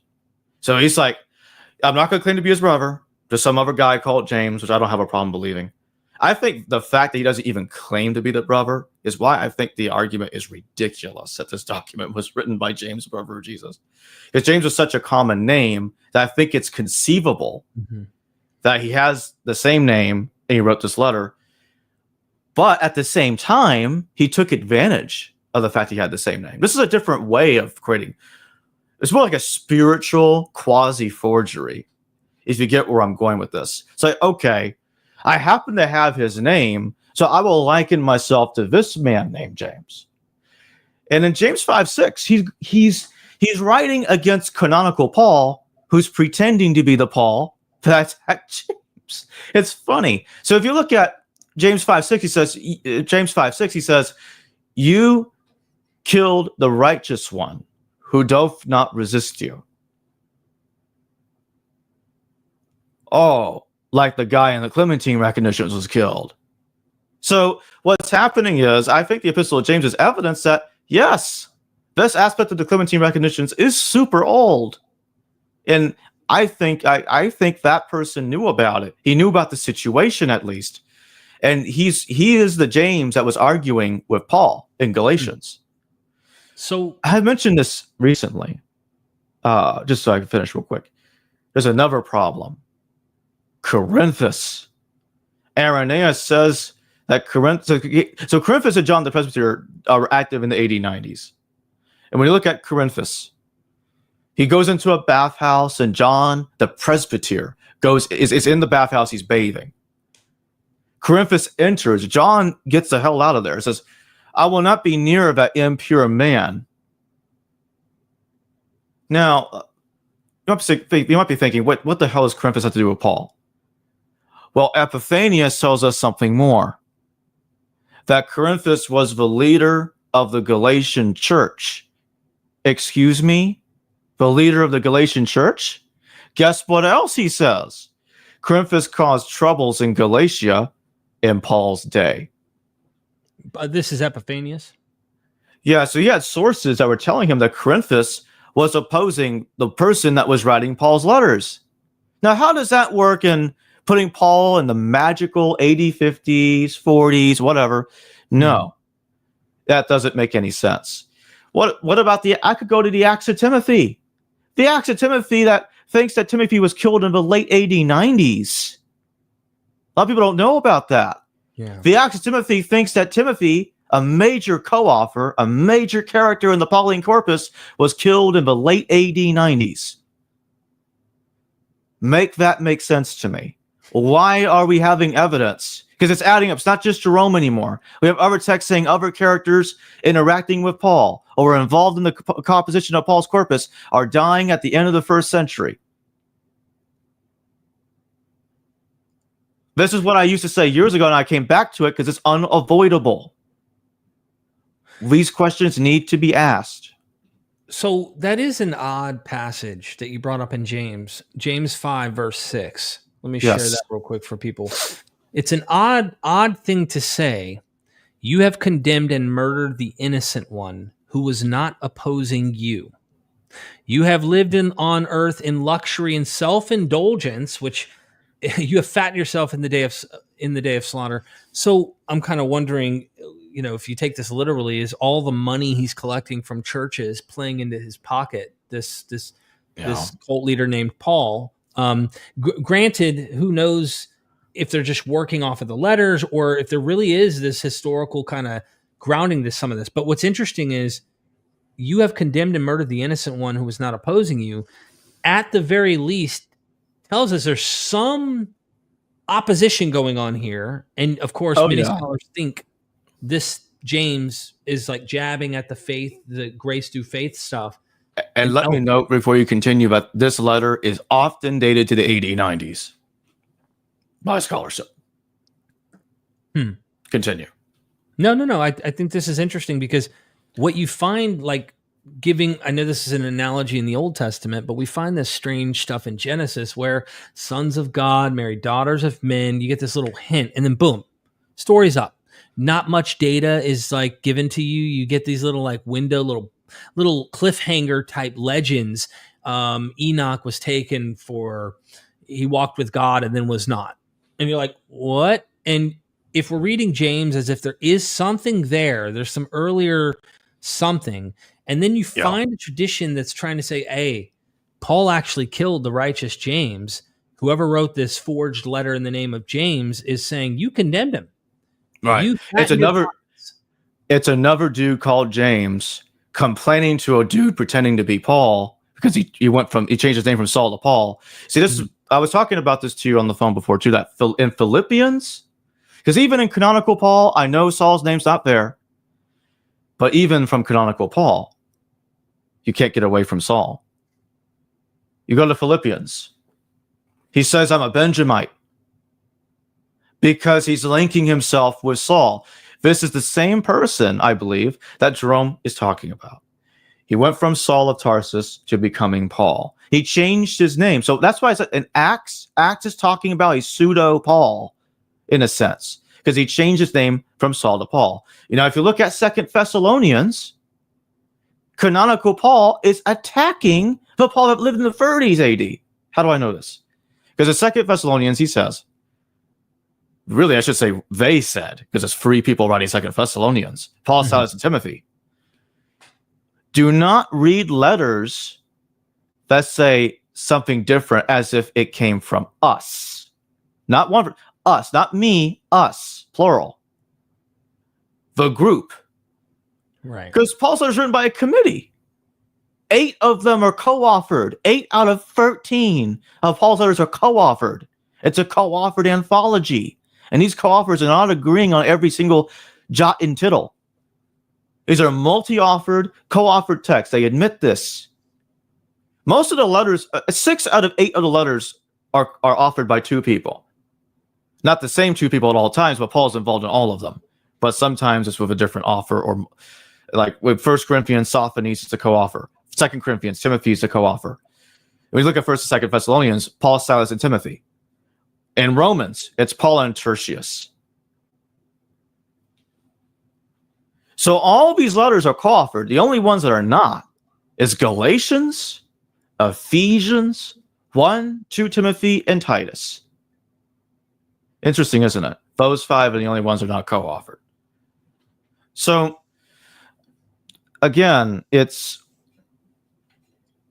this explains, in my view, the different so-called styles and whatever that stuff that that is often complained about in terms of language of these texts and different theologies that seem to be self-contradictory. I think can be mostly explained by this, but what can't be explained as easily, unless you date the letters later, like I do, is the temporal tensions of the text, which we covered a bit earlier. Yeah. How does the text know the temple was destroyed? That's why I did a joke, because I did an AI-generated thumbnail where Saul is looking at a car, and it's titled "Back to the Christ," like Back to the Future, because he's getting in that car, and obviously there were no cars in Paul's day. He's getting into this car, He's going back to the future, then back to the he's going back to the past. He's going into the past, then back to the present, which is the future of the past. So that's the joke.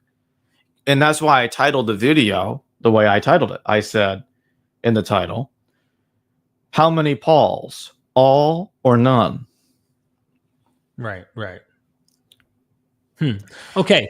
Couple super chats. I need to go to the restroom real quick here because I've been drinking lots of water. I'm gonna make you full screen and we'll go ahead and ask. You can click these, right? You know how to. Does it let you click on them? Yeah.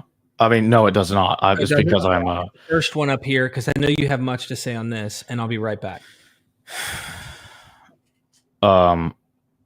Well, actually, I don't have a lot to say on this. The consensus dates Clement to the AD 90s. Now, I mean, I know I've spent much of the stream discussing views that I have that depart from the consensus. On this one, I agree with the consensus. I don't have a problem with the 80s, 90s dating. I know there are some scholars besides Dr. Carrier who thinks that First Clement is early. If I remember correctly, the argument has to do with sacrifices in the temple still going on. But I think the other problem that I have with the main issue I have with it is it seems to know about additional persecutions. I do not buy that the Domitianic persecution against Christians was a myth. I think that actually happened. I didn't even get into that very much in this stream. It's one of the other reasons I date Paul's letters later in time, later in the first century.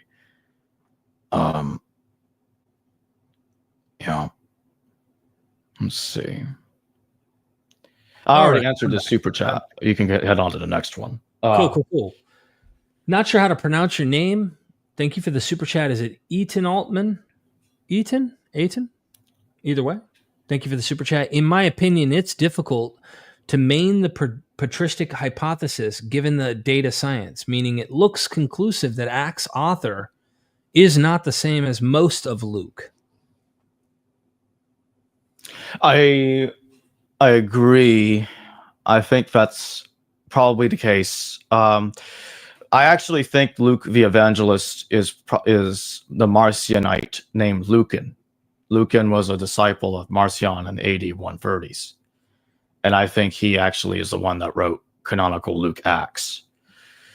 I would say what I didn't get into earlier in the stream is I am somewhat sympathetic to the idea that Marcion's text could look like it predates Luke, because there's a position called the similar hypothesis. The similar hypothesis is the idea that rather than Marcion cutting down Luke, it's a cut down proto-Luke. Now, I don't like hypothetical documents. So if some of y'all caught on to how I do things earlier, you must be saying, Jacob, did you find a document or church father that attests to this? It's not that I found anything new, but there is a church father text that says this. It's pseudo-Tertullian. Pseudo-Tertullian states that Curdon, also known as Curdo, a Gnostic or Surdo, had a smaller version of Luke in his possession, in which it lacked the infancy narrative. Since we're told this, I think he wrote basically all of Luke, with the exception of the first 2 chapters. Lucan reacts by composing longer Luke with the first 2 chapters added, and then the rest, and then he writes all of Acts. That's my position. Both versions of these texts know Matthew. So in the end, it's basically the Farrer hypothesis of an extra step, if you want to look at it that way. But they're both using Matthew as far as I'm concerned. Curdo of a Gnostic is using the other Mark that's using short ending of Mark that has a different beginning on it that matches Luke 3:1. That's a mouthful. But anyway, that's my answer. Thank you. Carbon. The early church said the world would end in the 6th century. Why does nobody talk about this? I mean, listen, these people kept thinking it would end in every single century they were in, nonstop. So it's ridiculous. Again, the apocalypse is always postponed every time it doesn't happen when expected. That's all I have to say about that. Yeah. Oh, it's spiritually happened, guys. You can't see it. By the way, there's around 1000 AD, almost 1,000 years after Jesus, Christians thought this is it, the millennium, right? The end of the 1,000 years. Yeah. Satan will be released. It's going to be the end. It's going to be chaos. So there's a lot of this that's happened throughout history. I think you and I know I've been doing some videos I'm crafting together now on failed apocalyptic material and stuff, but I haven't dealt with the 6th century, but it's a common trope. Thank you, Carbon. Eddie Moretti, thank you for the super chat. Would you guys want to debate Christian apologists on the utility versus the truth content of Christianity? I think this is in the vein of, would you want to debate on the idea of, like, even if it isn't isn't true, does it have utility? Is it pragmatic that people should follow this religion, even if you say at the end of the day it's not true? Or maybe the super chatter is saying, so in other words, should people be cultural Christians? Yeah, should you be a Christian for the ethical, communal kind of how it, not because it's true, but I suspect I would definitely have a problem with that. I would oppose it. So I guess I would. They're asking, would you? I guess that's what I'm saying. I guess I would do it. Yeah, I would oppose it. Okay. I would oppose that position, so I would debate it. Eddie, thank you for the super chat. Adam S. in the house with a 10. Thank you for the super chat. Does serial killer Saul, who changed his name to Paul, presudes his readers to kill them all? Romans 1:32, and was Paul mentally ill? I think he meant to spell persuades there. I forgot a letter. Oh, persuades. But I think canonical Paul was a little on the crazy side. But at the same time, he kind of purposefully has to be. And I believe it was either in 1st or 2nd Corinthians, can't remember. Paul says, I am all things to all men. I cannot stand it when people try to defend Paul there and say that doesn't mean a liar. Because if I said that, they would call me a liar. That's what liars do. They tell one thing to one person, do another, and another. So that way, the truth is fluidic and subjective, and they can bend over, or they can change their position anytime they want. In Romans 3, Paul justifies lying. I think it's in Romans 3:5 for the glory of God. If I abound people for my falsehood to the glory of God, oh, okay, so lying's cool then. That's great. Yeah, but if our unrighteousness brings out God's right, and this is NIV, so God's righteousness more clearly, what shall we keep say? reading the Romans 3:7 though? It gets worse. Yeah. If my falsehood enhances God's truthfulness and so increases his glory, why am I still condemned as a sinner? And that's identical in the other translation, so that doesn't really matter here. So, yeah, so it's cool to say BS as long as it abounds the glory of God and enhances the glory of God. This fits the language that we see in, I think it's in 1 Corinthians. I'm going to look it up. Like, I can't stand it. I can't remember. All things to all men. It's in 1 Corinthians 9:22. I'm all things to all men. So that fits what we see in Romans chapter 3. If through falsehoods I bring people to the glory of God, then I'm cool. Again, I mean, I think Paul's saying here that, like, he's not persuading people to kill.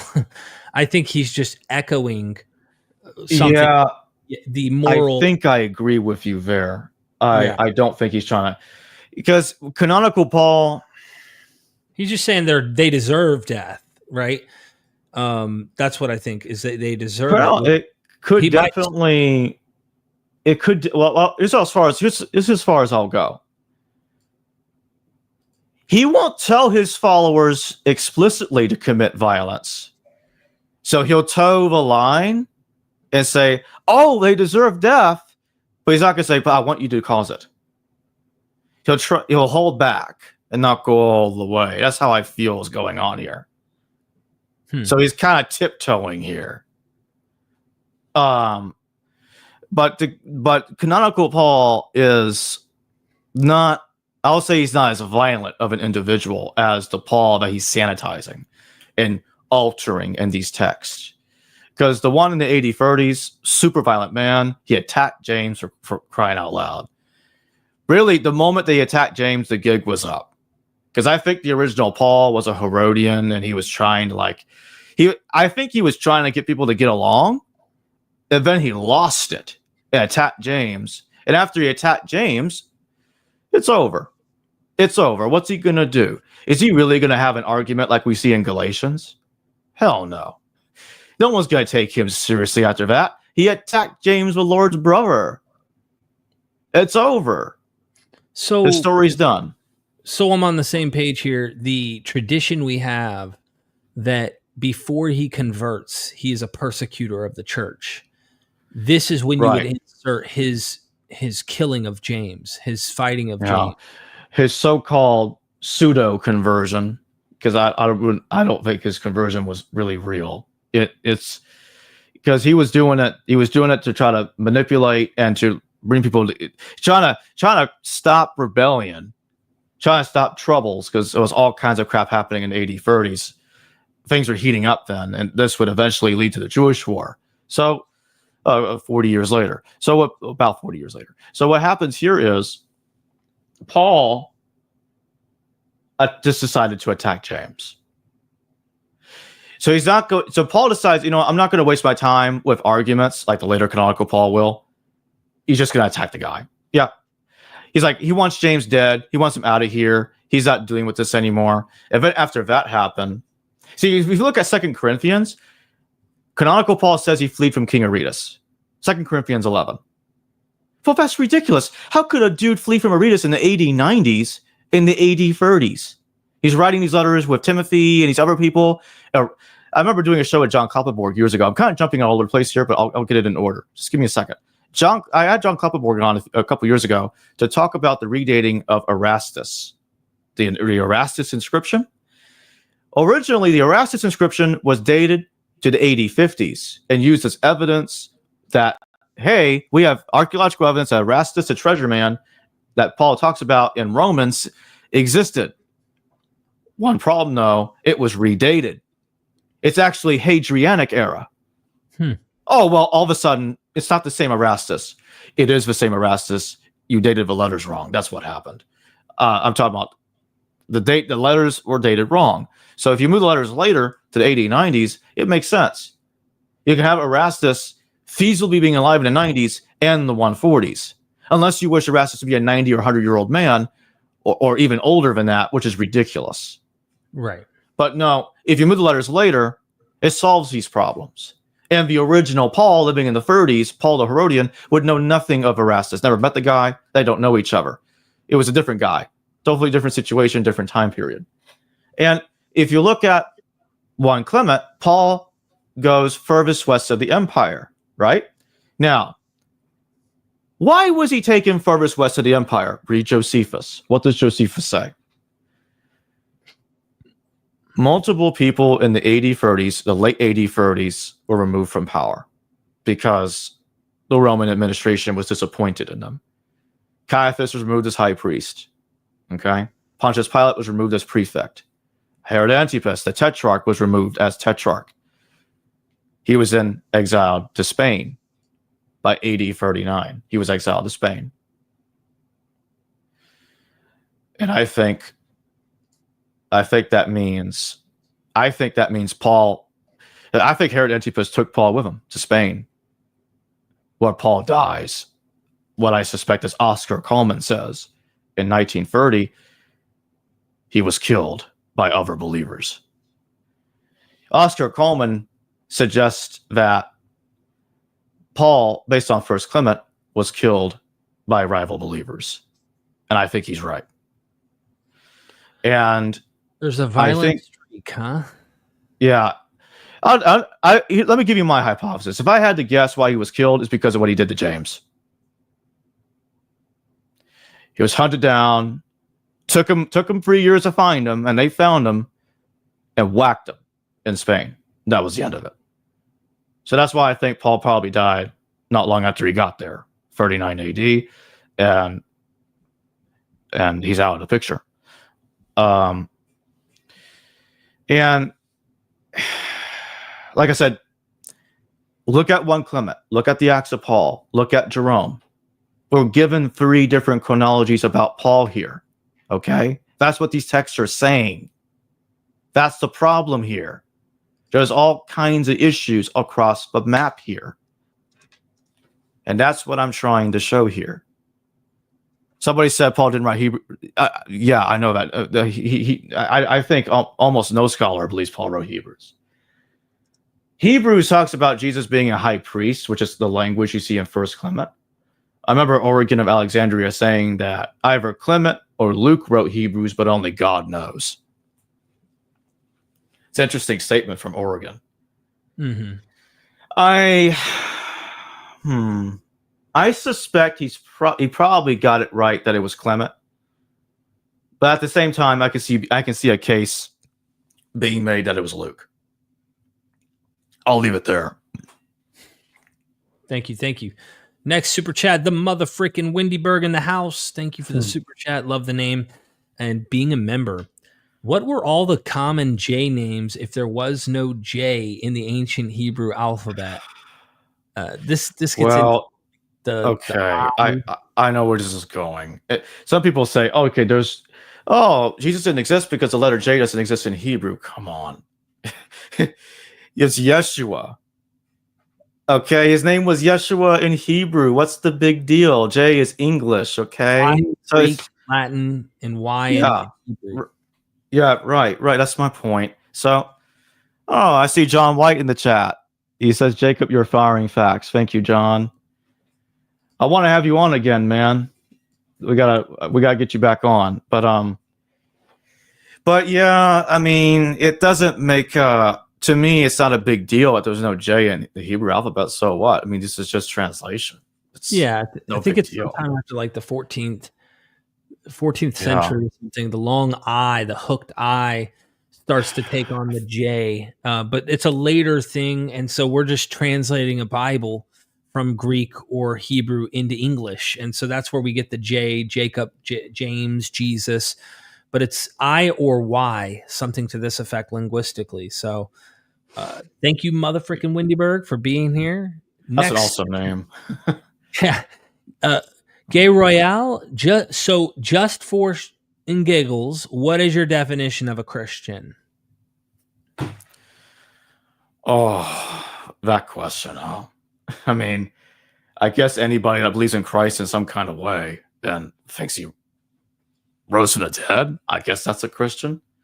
But there are people that call each other false Christians, or like, you don't believe it in the way I do. That's why I don't like this kind of question. I get why I get why this question is being asked, but I'm like, that's such a hairy, tricky situation to try to answer. Right. Like I've heard people go, well, there's people who go, why would you say someone's not a Christian?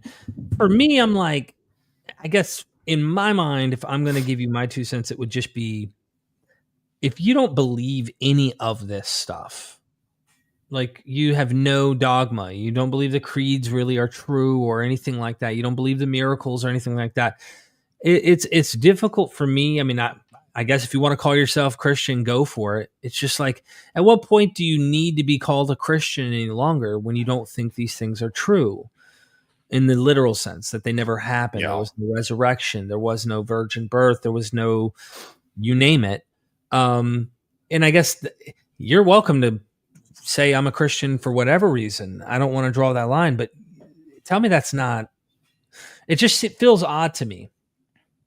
But that's because I come from a Christianity that said, no, we believe in the Trinity. We believe in a virgin birth. We believe the stories that are written, we believe those are literally true. And so that's the kind of Christianity I came out of. So it's hard for me to wrap my head around.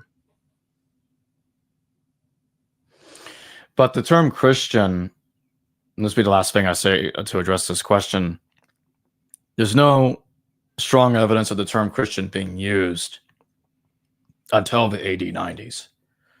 There have been arguments that there have been attempts to try to date the term Christianos earlier, but I haven't personally found those arguments convincing. I think it's a term that emerges in the 90s.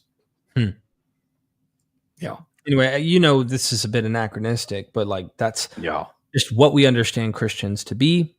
Again, there were some pretty radical, different kinds of Christians in the early 2nd century. Yeah. Jason, The first Paul.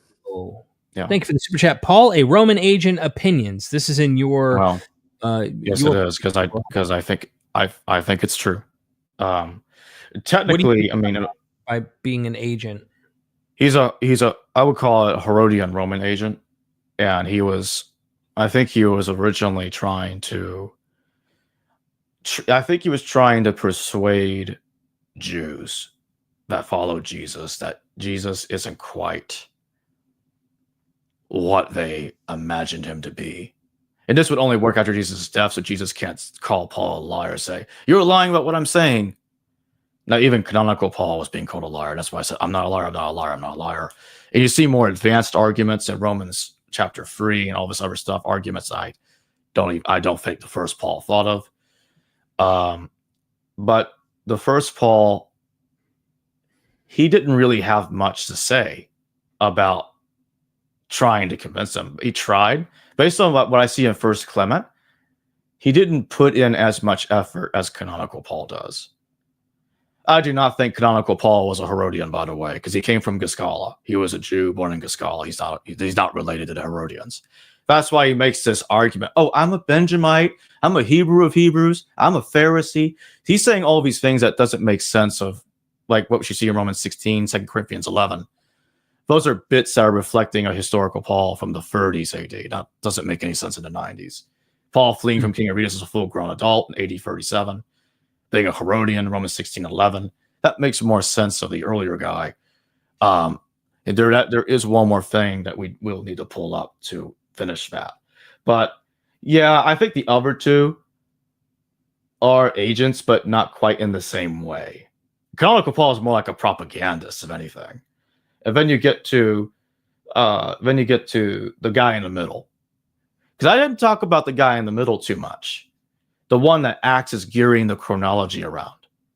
Josephus mentions a guy called Saul, who also was a Herodian. Josephus says so, a kinsman to King Agrippa II. And so what happened here is that this Saul was the brother of Costobaros.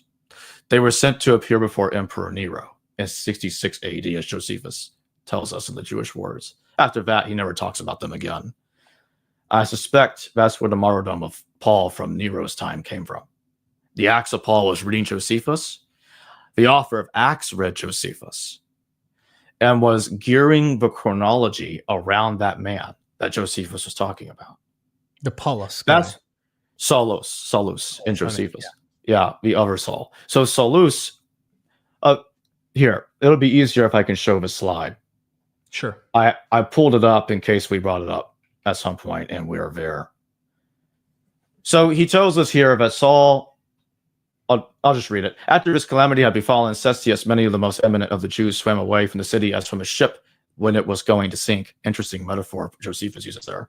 Costobaros, therefore, and Saul, who were brethren together with Philip, the son of Jasimus, who was the commander of King Agrippa's forces, ran away from the city and went to Cestius. But then, how Antipas, who had been besieged with them in the king's palace, but would not fly away with them, was afterwards slain by the seditious, we shall relate hereafter. However, Cestius sent Saul and his friends, at their own desire, to Achaia to Nero, to inform him of the great distress they were in, and to lay the blame, notice here, to lay the blame under kindling of the war upon Florus, hoping to alleviate his own danger by provoking his indignation against Florus.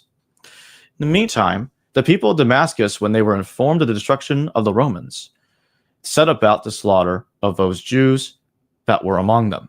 And as they had them already coped up together in the place of public exercises, which they had done out of the suspicion they had of them, They thought they should meet with no difficulty in the attempt, yet did they distrust their own wives, which were almost all of them addicted to the Jewish religion.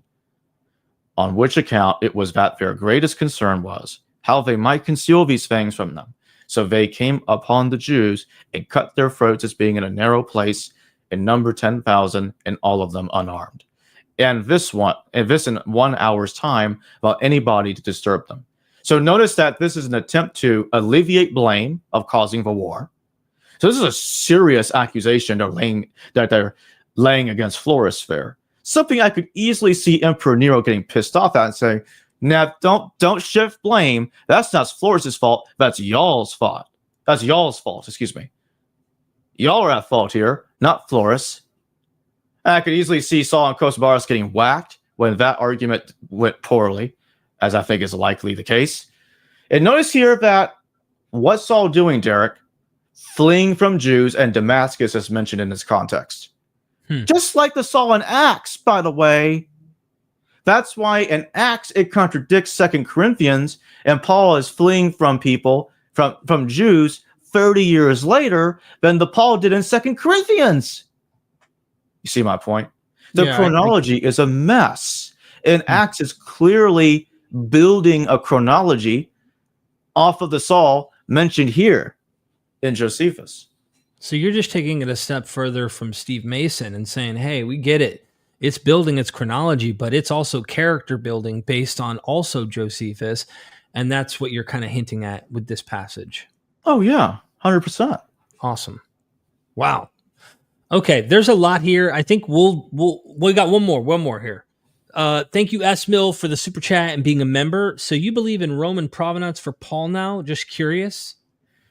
I'm not using the term Roman provenance because, okay, so there's a complication here. What do we mean by Roman provenance? Often people imagine it means the Roman government engineered Jesus and Paul, which means neither of them ever existed. If that's what you mean by Roman provenance, I reject that completely as ridiculous.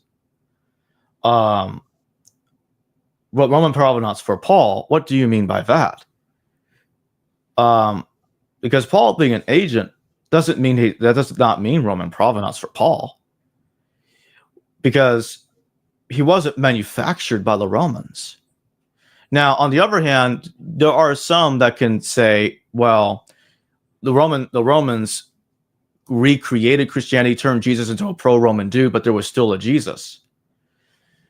But then I personally see a complication with using the term Roman provenance if you try to retain a belief in the historical Jesus while using that terminology.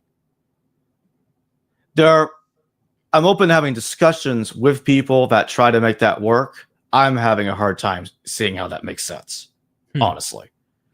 I would avoid using that term personally. I'm not a believer in Roman provenance. Got it. Okay, we have caught up. I want to go ahead and plug you shamelessly here and hope that everybody who watches Myth Vision will go and subscribe to my boy Jacob Berman. The link is in the chat right now. I want to wrap things up here because I got to get some food in me, Jacob, and I haven't eaten since early this morning. And also, I've got to finish a script that I'm working on that I think is going to take off and do really, really well. I think a lot of people are going to enjoy this. This is a different kind of a script. So, shameless plug for you. Do us a favor. Final words from you wrapping up our discussion today. Why scholars never agree about the Bible, what you need to know. Jacob, from you, man, take us into this. Well, like I was saying earlier, it's when they put out a book, they're not likely going to change their mind. I'm not saying they won't change their mind, but it is likely that they won't. And they have a position to defend. They're trying to defend. Sometimes it can be the case where they're trying to defend their predecessors. And I get it. It sucks being wrong. I've changed my mind before. Likely will again. So it's okay to change minds. And I think a lot of people forgot what that means these days. And one more thing I will say is So, by the way, that Saul guy died in AD 66. Like I said, started the Jewish Wars, just to finish that part. So, first Paul died in 39. Second one died in 66 AD. The third one, I said 97 AD recently. It might be more like, no,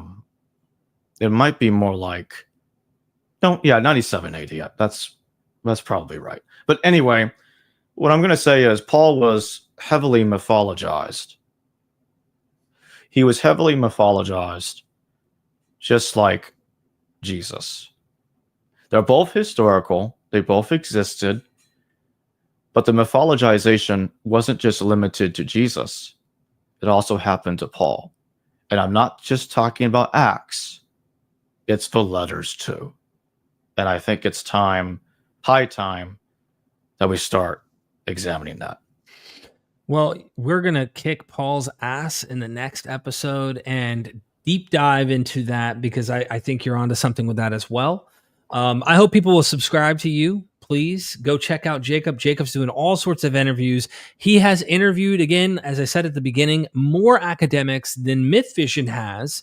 We've just had repeat guests. We've been doing it for years. But he's gone out and explored a lot of stuff that I haven't, talked to a lot of people that I haven't, and I hope to discuss with in the future some of these academics that you've talked to as well, Jacob. I really appreciate your time, man. Any final last words? We got some subscribers here. Thank you. I have no further last words. I said my piece. So help you God. Are you sure? No, seriously, man. Thank you so much for letting me hang out with you today. Listen to these different things, and it sounds like Paul's in trouble in the next episode, huh? Oh, yeah. Thanks for having me on, Derek. Thank you. Ladies and gentlemen, never forget, we are Myth Vision. Have a nice day. Son, do you want to know what the truth is? After this, there's no turning back. You take the blue pill and you wake up in your bed and believe whatever you want to. You take the red pill and you stay in Wonderland, and I show you just how deep the rabbit hole goes. Remember, all I'm offering is the truth, nothing more.